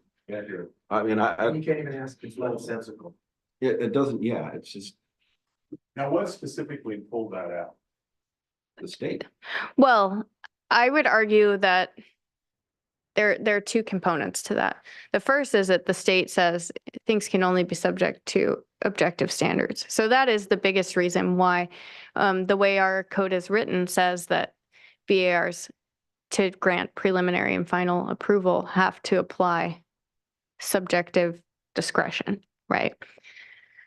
Then the way that the county responded to it is the second component. Yes, we absolutely had to adopt objective standards. Like, we would not be able to enforce really anything from an aesthetic perspective had we not done that. That was fundamentally necessary, and every jurisdiction is doing that or has done that. But I mean, I guess they had, in a way, they had options. Like I think they didn't see much value in. The point of an objective standard is that someone can read it, a layperson can read it and know what it means and be able to determine if something applies to it. So should something that's only subject to objective standards come to a board of experts when it should be something that anyone can determine if a project meets it or not? And so they instead included that in staff's normal review. Otherwise, they would have had to make sweeping changes to the way that the design review section of the ordinance is written. And I mean, the logic of like who interprets the objective standards and who doesn't, that's a policy decision, and that's how it was adopted by the board. But isn't it sort of like Jim was just saying, it's really difficult to break down. They were showing specific examples, and then they cited, if we show these, people are gonna build them that way, that's not what we want. Right. So they started shopping all over the place. They found like everybody's doing the same thing, different counties. and they borrowed from this county and that county, and we shared with them, and, you know, maybe to get together, you know, it's kind of a melding, but, it was difficult to, I said, to filtrate. Yeah. Well, and then they, you know, like, for instance, the city of Bealton has terminology like has to comply with, has to be agrarian. Well, they can't define it, but they use the term. But then you do have to define it somehow. They try to define it, but It's it's, designing. it's not definable either. Well, Things. I mean, it's, and then they show some little examples in their guidelines that are little houses with, you know, little woodsy things, right? And, but how do you apply that to a winery? Or how do you apply that to a Specific details about windows, specific details. Yeah. about this, they don't apply to. exactly, and that's not objectifiable then. well, yeah, and I mean, this is what planners have struggled with too. I mean, I've gone to a lot of planning conferences in the past couple of years, and everyone is struggling with this. There's always, doesn't matter what kind of conference it is, they're talking about, they have at least one session on objective standards. And I mean, we're dealing with this not just at the BAR level, but PC, Board of Supervisors as well, because, and zoning administrator for that matter, the findings we have for development plans, conditional use permits, which, you know, multifamily component on a mixed use project, that's subject to a CUP, or you could have a development plan triggered because you have a, let's say, 25 unit residential development project in a DR zone. Those are subject to a development plan. If you read through our development plan findings, a lot of those are subjective in nature too. So we're having to reframe, you know, how we structure our recommendations to a decision maker for the same reason. It's not just the aesthetic requirements. It is every regulatory requirement that we apply across the board. I mean, Public Works is dealing with this too. Everyone is dealing with this. So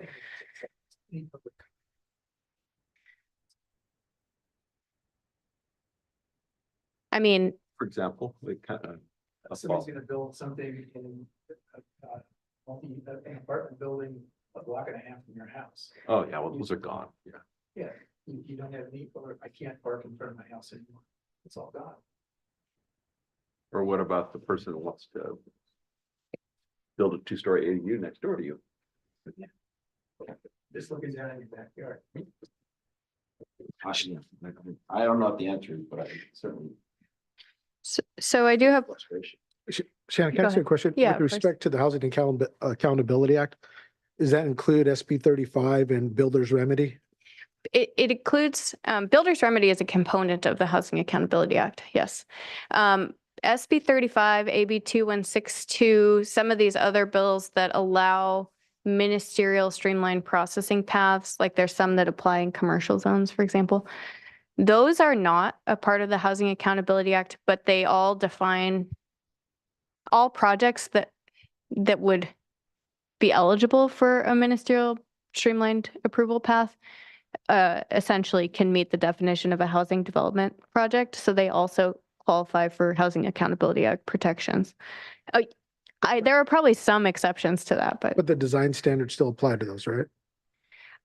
yes, yeah, the multifamily mixed use, that's why we wrote them, so that we would be able to capture, at least apply some aesthetic requirements to projects like that, yes. Okay, thank you. So there are some things that were added in the most recent version of the ordinance that I was mentioning. There is now a provision that a maximum of one non-binding conceptual review by the appropriate bar may occur to improve project design, but there's nothing in the code that obligates a project to participate in that. We went over that one already. And the code also states that department staff may consult with like a BAR chair or some other design professional to assist in determining a project's compliance with those objective design standards that are in chapter 35.33. That's more or less where we're at. I know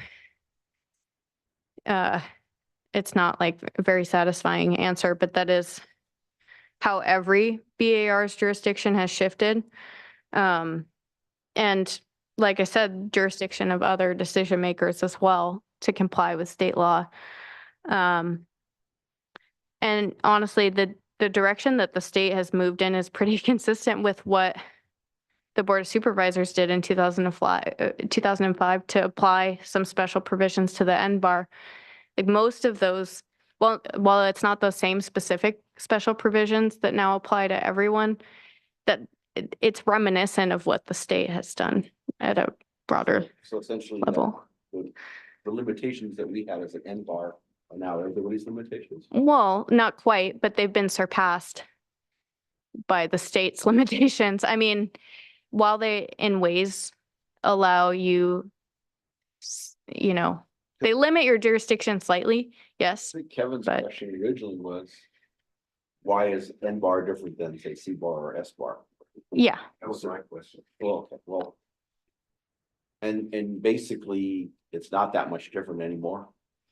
Because these That's my apply to only point. us, or they apply it throughout the county. well, those special provisions that I went through at the beginning only apply to you, but I guess my point is that what the state has done has gone beyond that and applies to every So if BAR. you lived in Los Alamos and you were planning originally 2 years ago to build a house, it was a good thing you waited 2 years because now those city requirements do not apply. Well, and I'm gonna get into that, but some of those, CBAR before now. but that's not actually true, and I'm gonna get into that. Does anyone else have questions about state law and the ordinance changes? No. Let me see if I can go back. I think this might have disconnected. Oh, there we go. So I'm gonna just jump back to this to provide some clarity on where the design control overlay in Los Alamos is, because I did briefly mention it in one of the slides before. And we have had some questions about specific projects and why they didn't come before the NBAR. I'm gonna just take some examples because I think it's illustrative. But in the case of the Jansen project, that's a good example. House, yep. On Main Street, yep.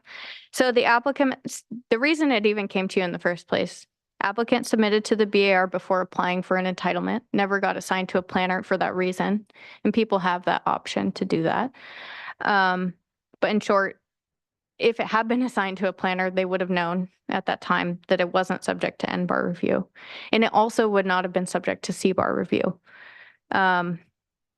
Just refresh, me, which house was that? That's the one that was like. The real, the Two-story. very contemporary one? Yes. Okay, I got it. So, the reason that it wouldn't have gone to NBAR or CBAR is beyond the scope of the special provisions. There is no trigger to necessitate design review for that project. It's not in a design control overlay. It's not Hillside Ridgeline. There's no map, condition, or development plan or discretionary entitlement that triggers review. So there is another home outside of Los Alamos that did go to CBAR when it was under their jurisdiction. That was because it was Hillside Ridgeline. You wouldn't, the only development that would automatically go to design review in the Los Alamos Community Plan area is within this overlay in red here. And that's the design control overlay. And it essentially applies along Bell and then for a handful of properties that are a little bit further away from Bell Street. I don't know if anyone has questions about that. I was also going to briefly talk about the Legacy Estates tract, and every tract is different, but why that one didn't come for review. So, I mean, and Michael also asked that I present some options or like what are ways to increase your jurisdiction. I mean, one way to do it, and I think probably the most productive way to make more specific requirements for like on a neighborhood basis is to add community specific objective development standards to existing community plans. So that, you know, where you do have specific styles of architecture represented, that you can apply objective standards that the planner would be able to interpret and apply to projects. Another way is in areas where you have a design control overlay like this, for example, to extend the design control overlay. In this case, it would alter the intent of the Los Alamos community plan, so the changes would be a little bit more. In order to accommodate that, you'd have to change more of the analysis and the environmental review that occurred. But that's another way to capture more sites in, at least in advisory capacity. That's kind of what I've got. I mean, a lot of it is just that the only way to apply something neighborhood specific, I think, effectively is to introduce additional objective standards. Yeah, kind of process. I mean, our long-range planning team works based on the schedule established by the Board of Supervisors. And they, you know, they usually have like a 5-year plan where different ordinances are planned, and they would need to, it either could be privately initiated, and then it would need to be accepted by the county. And we go through a process for that. Any general plan amendment, any rezone, we have like a kind of pyramid of decision making. So if it's not controversial, if it like meets certain metrics, then the director can accept that application for processing. If it has broader implications, it could go to the planning commission or the board in the order established by the code. So is that like Yeah, well, in this case, if you were trying to add standards to objective standards to like the Orchid Community Plan or the Los Alamos Community Plan, that would be a general plan amendment because it's amending a community plan, which is an extension of the comprehensive plan. And then, you know, it might impact the prior, like the OCP EIR or the Los Alamos Community Plan EIR. You know, if you introduced a change that triggered additional environmental review, that would need to be done. If it was privately initiated, objective standards would have to be part of the application. Like when someone wants to change the Orchid Community Plan, for example, they have to submit what textual changes they're requesting. So if it was privately initiated and accepted for processing, I mean, the funding would also be private in that case. And then were it initiated by the Board of Supervisors and long-range planning was staffed and told to work on that in a certain year, then that would be, the county does ordinance amendments and changes to community plans, you know, that's what they do, the long-range planning team. So those are kind of the ways it could be handled. Expanding a design control overlay doesn't do all that much because it doesn't change how the Housing Accountability Act applies.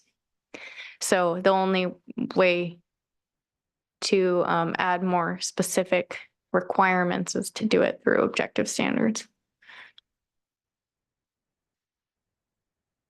kind of problematic because the nature of what we do is somewhat subjective.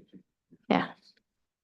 But at least, I mean, with some objective standards in place for community, such as that, it's a pretty singular as far as that is concerned. Mm-hmm.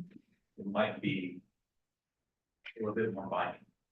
Yeah, and you have, there was a significant amount of analysis done regarding aesthetics when that community plan was prepared. Like they looked at the representative architectural style and so it's shaping that work into objective standards, which like James can speak to is very hard to do. Consequences that you anticipate. Yeah. Yeah, and there are jurisdictions that have done that. for specific architectural styles and have done it successfully, but you still, it's kind of like you provide a menu of, you have to at least do 5 of these things. And then it's like, you know, speaks to the vent type that's representative of like Mission Revival architecture and speaks to the window, you know, like it can be done, but it's challenging. There's an old saying, ships with also in shipwreck. So that's kind of what I have for you. I know that it's complicated and it's not like very satisfying answer to the questions you have, but that's the reality of the regulatory framework. And who knows what we'll have in 2 years, 5 years, like things are changing all the time. Yeah, just go back to my other comment. It just seems ironic. We're talking about water tanks, color of the water tank with the color of the cell phone tower, whereas entire projects are outside the scope of review, you know, which is far more significant aesthetic to a community, or in this case, say Vandenberg Village, you know, where you're gonna have these 3-story apartments, for instance, and there's no review of that, but you're worried about a cell tower sitting on a 140-acre lot. I don't, it's just a comment, but Now, as far as long range planning, you guys are looking at standards that occurs on a regular basis. There are changes to the ordinance, you mean? Yeah, they just did a recent update to the multifamily mixed use development standards to add the opportunity to ask for like the MBAR chair to help us review something, or to add the option for one conceptual hearing to improve design. Those are new changes that just got made a few months ago. I don't know if they have anything else slated. I mean, I think in general, like, and part of the reason I just don't have the answer on every question you ask, like we're working with thousands of pages of regulatory documents, and to winnow that down into something digestible is hard to do. And I think in general, the goal has been to simplify. Like, do we really need, you know, like for example, we just got rid of the shopping center zone district. It was pretty outdated. It had all these additional requirements that were difficult to implement. They consolidated to C2 and just kind of expanded what was allowed in C2 to make it more flexible. And they're working on an effort in a lot of zones to do that same thing. Modernize what the zone district allows, make it such that like we don't have all this extraneous language that doesn't really accomplish what the county wants. So there are ongoing efforts like that, but I don't know if that's supportive of or contrary to like adding more to community plans that just increase the amount of regulatory requirements.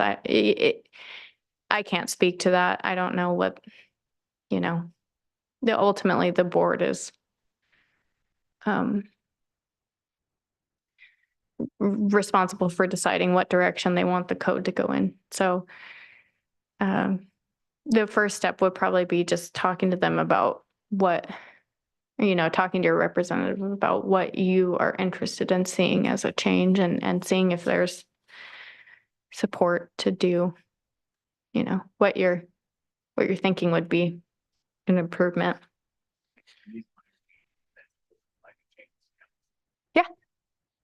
Yeah. just, it seems like the purpose of this board, purpose of planners in general are to try to maintain a community standard that the community wants and direction they want to be in aesthetically, functionally. And yet we've kind of come full circle almost. I mean, back, well, I know when Jim and I started doing stuff like this, there was very little regulation compared to now. And yet the idea was more regulation was to try to enhance the communities, yet now we've kind of gone the other way. It feels like it, to me at least, we've gone the other way.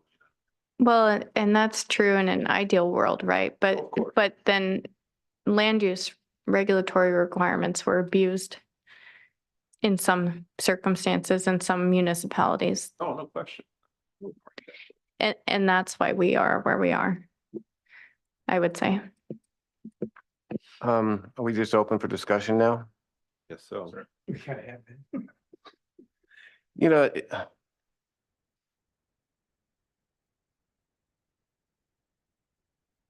I try to always take a deep breath before I talk, because I can get kind of heated about things, because I care. And I know we all do. What I've learned about this group in the year that I've been here now is that I think everybody here cares a great deal about what we're doing or what we're hoping to be doing or what we'd like to be doing. And it seems that moment by moment, the impact that we have, which is marginal right now anyway, is being stripped away even more. The fact that we don't have parity with the other bars, even if it's ceremonial, there's something about that that means that we're not being discriminated against less than because we can't do what they can do. We all live in communities. Many of us live in small communities like Los Alamos, like Orchid, other smaller areas. And we're also citizens of those communities and, listen and hear what the rest of the town is saying. And there is growing concern, and I can only speak for the areas that I'm closely aware of, which would be Orchid and the Los Alamos area. We're talking about community groups that are being formed as we speak, that are large and vocal and have resources that are, to say they're demanding accountability, demanding oversight would be, it's what they're asking for. They want to know why nothing can be done to protect them. And I think, Shannon, from your interaction with the people in Los Alamos, that they justifiably, as citizens, feel like they're not being heard, that even the county supervisor in our district, who would, in theory, be the person that we would contact about making these changes, has said that he has no impact, that he has no impact on this at all. He can't make those decisions. But is that entirely accurate, or is that where it starts? I mean, the suggestion has been made to reach out to the county, to our appointing supervisors, which, I've had multiple meetings with them about just this issue, about why we're not being heard more as a community. If you look at this little map right here, and Teresa just provided me with access to some maps today, which I've been working on for the last few years to identify in a hypothetical and real community like Los Alamos, how much is happening there, how much growth potential there is. For instance, in Los Alamos, we've got about between 30 and 40% of the land in the town area is still unbuilt. And if there's no oversight, we get trampled.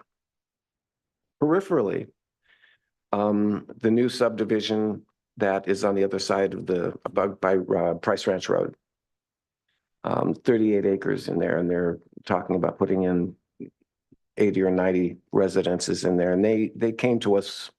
They came to CBAR once at a meeting that I visited, and there were about 20 people from Los Alamos who went to that meeting too, because at that point, it still affected our community. Well, since then, now recently, 1,900 acres just came on the market immediately next to the Legacy project, which has already been causing huge consternation in town, a huge amount of trouble within the community. And in many ways, no less dramatic than the Jansen House, which is seen as sort of the beginning of mansionization of Los Alamos because of the scope of what they were trying to do. There was a 6,000 square foot development. 1,900 acres, which is all owned by the Carrari family, which is on the market for mega millions of dollars at this point. And in the advertisements, they are saying that there is development, a housing development potential in there. Whether or not that's accurate, I don't know, but that's how they're offering it for sale, which would suggest that somebody gave them some input that said, maybe it's possible. Which in a little community, like many of our communities, which are surrounded by ag land, you have to ask, okay, when does zoning start encroaching upon the ag land that immediately surrounds our neighborhoods and starts making our neighborhood all of a sudden become a 50,000 population community? I mean, just the two subdivisions that are going in now are going to add about 25% to the size of the town as far as population goes. And then issues with individual residences. Somewhere along the line, standards, design standards need to be not just so arbitrary or capricious in nature, but they need to have some sort of a guideline, whether it's with objective standards, additional objective standards, I don't know. But there are,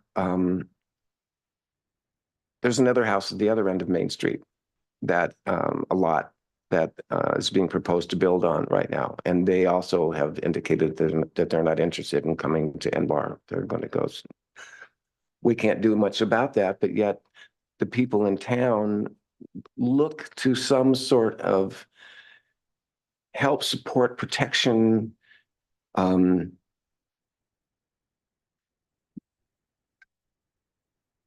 we're seen as potentially helping them, but then they're sort of told that we really have no power to help in any way.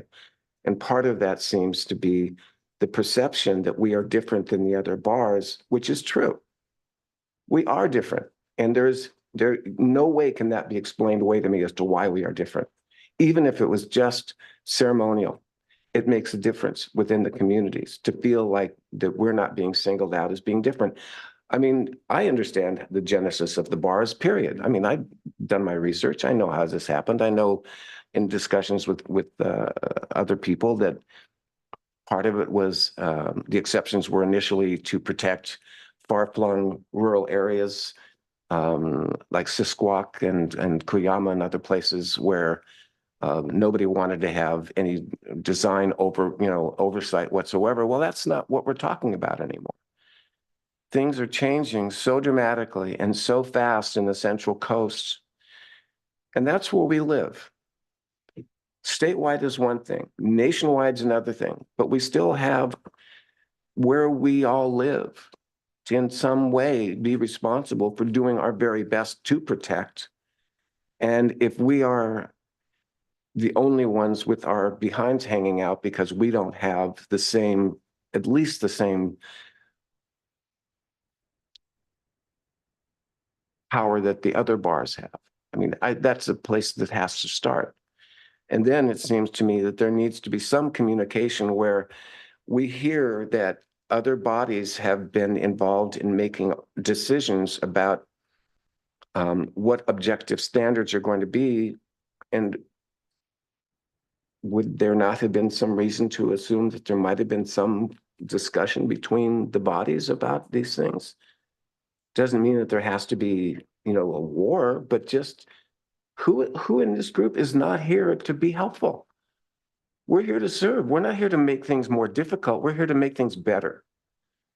And we're being really, this is a very personal plea here, we're being robbed of the opportunity to do our best work, to do what we are really capable of doing as a group who cares. And where that starts and where accountability comes together, where the intersection is, I don't know. But I mean, when you mentioned about, we've been spending the last 6 months, every single month, doing power poles and doing tanks and doing structures for piping.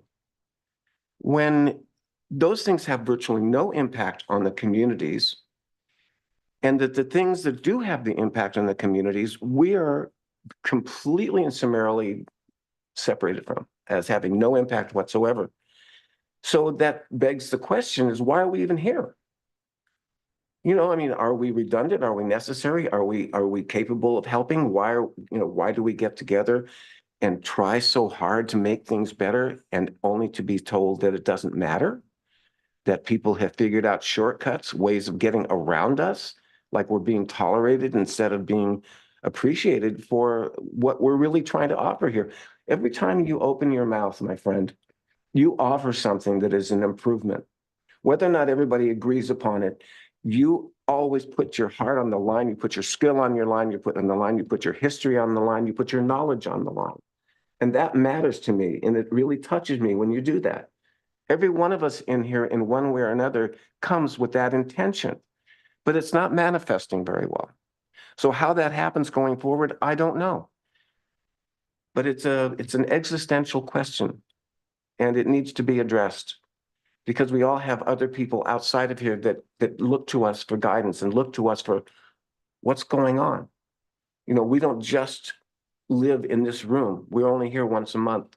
And yet we live the rest of the world in our communities where people say, what's going on? And we can't even tell them.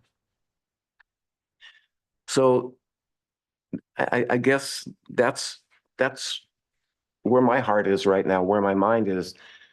If I'm gonna take time to do the reviews and to do site visits, and almost every time we have something, I drive out to actually look at it, and I really want to be able to be helpful. If I'm not going to be able to be helpful, then maybe my time here is up. I don't know. But I think there's something that we all have to look at. Why are we here? And if we're not going to sit here and ask for something to be included in the family of bars, at least with parity, with equality, then we are being discriminated against, and that is not appropriate. I don't see how that is justifiable in any way, shape, or form, and that's not something that should be that hard to change.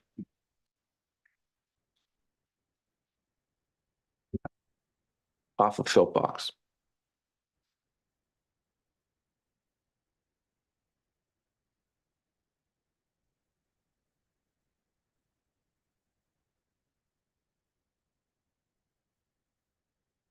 So, what, in Michael's case, you had mentioned the community, privately funded. Objective, not subjective, but objective. That is probably, I mean, because the county's really gonna look for money to do all this stuff. I'm sorry? The county's gonna look for money to do all this stuff, Right? long range planning, the science planners and things like that. The only other option there is out there is privately funded.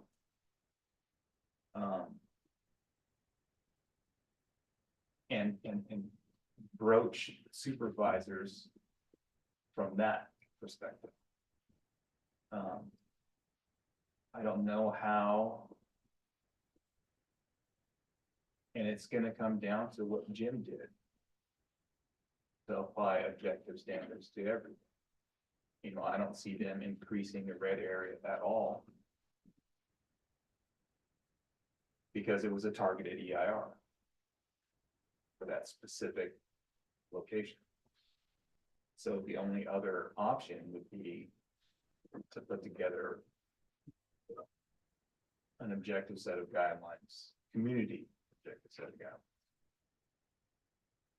And that's probably the only step that can be taken. So the community gets together and somehow manages to raise what it would cost. What's to say that it's going to be even listened to? You know, I mean. Yeah, I mean, that's hard to say. You know, because what you're talking about is something that is usually done in a municipality, by the county, by the state. It's not usually done by the individual neighborhood. And when the last plan was done, which was going on 15 years ago now, which they can't stand forever. those have to be updated or redone at some particular point, and I don't think that the community would be called upon and expected to pay for that. No, I think it was just that it is an option to take on your own, or you wait until it's time to renew. Do you have any idea? Because I know that it was mentioned at one meeting about 4 meetings ago about the frequency with which reviews of the town plans, the city plans are re-upped. And I think at that point you mentioned something about the fact that it was overdue for a review. I mean, I remember specific verbiage about that there was, I think it had to do with the road use and parking, that sort of thing. But it was, does it just lie until something drastic happens, or is there a periodic review? Things have changed in the last 10, certainly the last 15 years. There have been dramatic changes in all of our communities. Yeah. And they can't just be responsible for sitting without changes and updating.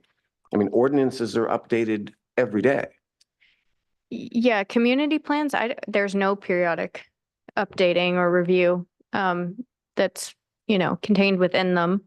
And I wouldn't be surprised to see the county move away from community plans. They prepared one for Isla Vista, didn't make it through the approval process. And I think after that, there might not be an interest. It's difficult and expensive to keep them up to date. I don't know. Like I'm not in long range planning. I can't speak to political intent. It is a policy decision about whether the board is going to keep updating them, to make changes to them. I don't know what the future holds in that front, but let's take the Orchid. I'm most familiar with the Orchid Community Plan. The only amendments to it that I can think of have been by private developers on a site-specific basis. There's nothing been broad that's been done. There were a number of people trying to get a major update to at least the old Orchid area a number of years ago, probably 5 years ago. That hasn't happened. But I can't predict the future on that. There isn't a systematic update on a regular basis for any of them that I'm aware of. I mean, Isla Vista is quite different though than a small unincorporated town that has no other protection. I mean, we're not protected by city government. We have no voice other than that which we can force upon a supervisor who is, for most of our little communities, is a de facto mayor who either does or doesn't have discretionary power, him or herself. Where do we land in that? And if it's down to money, resources, and particularly county resources have changed dramatically in the last few years, just by virtue of the fact that the tax base has increased tremendously, with real estate values having gone sky high and revenues have increased. And I know I serve on the cemetery board, and we've been having a horrible time getting an adjustment based on that. We're still getting the same basic money that we got 10 years ago. So, when you look at these smaller areas, Orchid is much bigger than Los Alamos, but it also has the potential for much worse problems than Los Alamos, because there's a lot more land that's accessible there than we have. So it's kind of like, how do we look at this and protect ourselves when we've got nobody who's saying, well, we've got a little bit of money earmarked to do an updated, plan. Maybe it'll cost $100,000. That's chump change in the county structure, but in a town like one of our towns, to go out and raise $100,000 to do an updated plan that maybe or may or may not get implemented at all or even looked at. Where are we with something like that? Or do we just sit and are fish in a barrel, and anybody can do whatever they want? And the problem seems to be more originating at the state level. I think I mean, a lot of these projects we would have reviewed 5 years ago. Right. And now with the housing demands and the perception that we have to provide more housing, whether the community likes it or not, I think wasn't that the impetus for the zone change just the other day with the county, that the state's demanding the county provide 5,500 new homes in the next 5 years or something to that effect? It's an 8-year cycle every time, but yes, that we haven't complied, even with the lower regional housing need allocation numbers. We haven't been able to meet them historically. And then this was almost a 6-fold increase over prior requirements that we weren't meeting, so. And the state's threatening to cut off funding. I know there's a lawsuit against Huntington Beach because they don't want to jack in, 10,000 more units in a Right. city that's already, the way they want it to be. And I don't know if the city of Santa Maria has, some number. I guess Orcutt has, well, Orcutt's part of the county, but Lompoc has some number they have to meet. I mean, So 5 years ago, we struggling worried big about time. water and we worried about traffic, but now Right. we're just worried about how many more units we can cram into the given space. And that concerns me as a citizen of Orcutt, as a citizen of the Santa Barbara County. Right. But I feel sort of what you expressed, I feel kind of helpless to affect it. I mean, that's one of the reasons why I'm on this board is because I wanted to be part of the solution, but I feel like I'm not part of anything anymore. It's like, I was just thinking about the Orchid area. There was this persistent lady that lived there named Mary Jo. Oh, yeah. Okay, in the late 80s. She went door to door, and I remember this photo album full of all these photos and stuff that she would like it to look like, and developed a Orchid advisory board thing. And it took a decade and a half before it went to the county level, and they just basically adopted most of the stuff that she had done. I don't remember where that book went, but they used to keep it in a shelf under a counter when you walk in and ask for it. But, it was one lady just consistently. She couldn't do that now. well, Oh, I don't know. Jim, how long has the Aqua Center been kicking around? The what? The Aqua Center? At least 20 years, because At least 20 years. I think longer than that. Flight path, and it wasn't in a flight path, and Oh, it was been everything. And there was gonna be a community service district set up to fund these different things. they're gonna put feelers on the. They voted it down. I mean, it went to a public vote. They voted it down, but I mean, Community service districts have a lot more power, I think, than they even think. yeah, they can. They can say yes and no. Yeah. And, it doesn't necessarily have to be justified. They can say yes or no. And I think that's, I mean, it's kind of, I see where, the housing changes, for instance, what gets reviewed. We've all had these projects. I've had a project sitting on a 120-acre parcel that took, 10 minutes from the public road to get to the front door. And in the old days at BAR, with a 4-foot overhang and a recessed door to boot, they were worried about what the front door looked like. right. And those kind of things are frankly irrelevant. But when you deal with Orcutt, I think, for instance, like the dental thing on the corner there, we made a significant improvement to that. Seriously. Before that, it was a Jack in the Box, if you remember. We improved that original design significantly. Sometimes all it takes is a threat of a board to do better work. Yeah, exactly. Well, and sometimes the architect wants that. mean- And it depends on the Or quality needs of the it. architect, the developer, and the builder.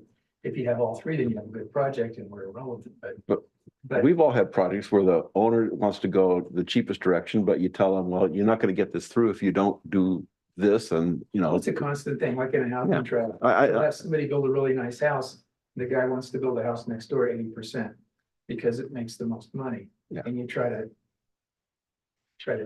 improve it. No, We reviewed, if you remember, a new garage a few months ago. I know. And it was like 3 or 4, it was more than 3 meetings. And that was before we realized we were real irrelevant.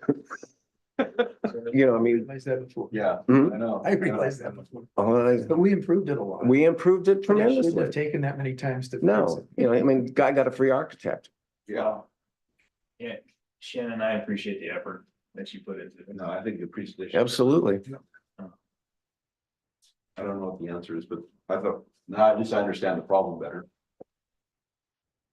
Well, now hopefully we have the ammunition we need to ask the right questions. I just don't know where we go from here.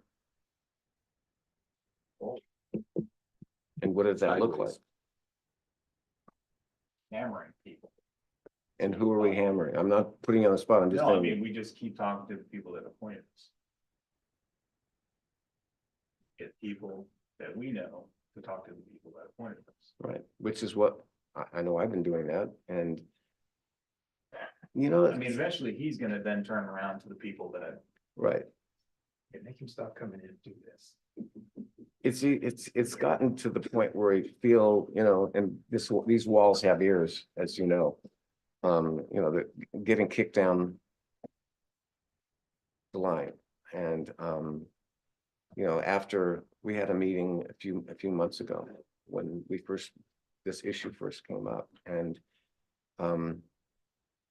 I left and had an hour and 45-minute conversation with the chief of staff. And who totally got it and would get back to me and never heard another word.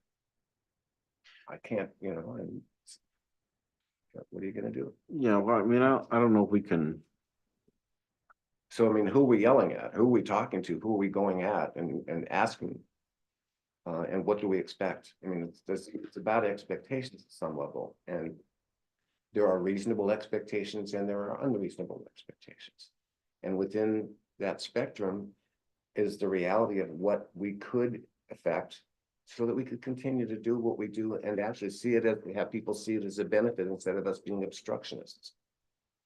You know, yeah, I think that the problem is not, I mean, the professional planners, the decision makers are, I think, trying to work within the confines of these ridiculous rules that keep coming down from Sacramento. You know, I mean. That's to me the frustration is that, you know, somebody in Sacramento decides that we should review multifamily housing if you can't make it objectifiable because we want more housing, period. We don't care what the community has to do to get it, just do it. We're gonna hold the money if you don't. And so these communities are stuck. you They know, buck the system where they comply. Right. And so I think in the case of the county here, they're trying to do the best that they can to comply with this and still retain some input or control over what gets done, but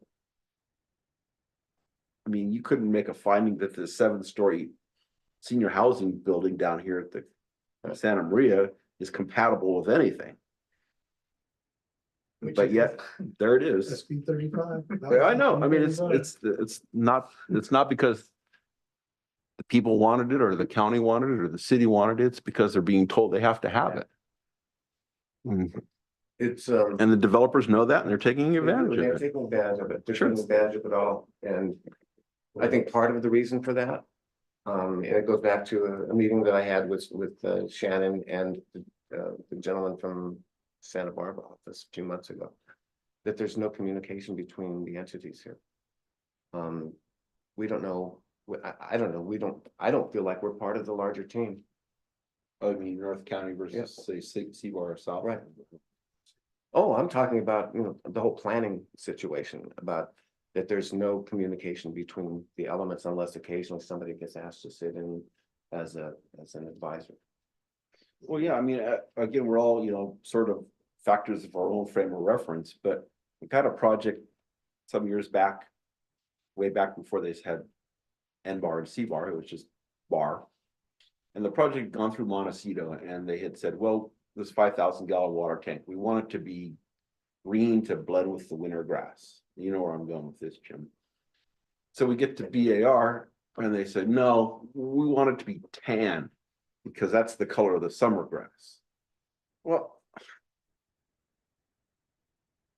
you know, so a little bit of the same thing with the cell tower pole, right? I mean, Oh, well, Yeah. you know, it's just, I mean, some of the stuff gets a little bit crazy, but the big picture is where the problem is. You know, it's not the little picture, it's the big picture. You know? It is the big picture, sure. And the big picture sometimes is macro, sometimes is micro. Yeah. Big picture for a little town and the big picture for the whole state and the whole, you know. So we say, well, you know, we want more housing, but you guys don't have to provide any parking because Right. that costs too much and that slows down. Discouraging cars. Yeah. Right. And you're 3 miles from public transportation, so you can walk down there or whatever, right? I mean, but the reality is that people still drive cars. People still drive cars and multi-generations living in one house now. Yeah. You know, that was built for 2 people. Now you've got 3 generations and 5 or 6 cars. And nobody uses the garage for a car. Well, We're venting, but. I mean, I think we're vetting. I think we're probably taking up a little bit more stuff, but I appreciate you guys sticking around for this discussion. I appreciate the efforts that you guys do for this board. Staff, thank you very much for that. With Yeah. all of that being said, I'm gonna ask for a motion to adjourn this meeting. Yes, please. Second. All in favor, Zach? Aye. Thanks. Yeah, I think our planner came in on our day off today, so, You did? yeah. She's doing work over there. But can I get a note of who was the person who was second on that one? Sam, you were first. Yes, you should. No, I think you got me. Okay, well, put me down I then. think you put all the. Thank you.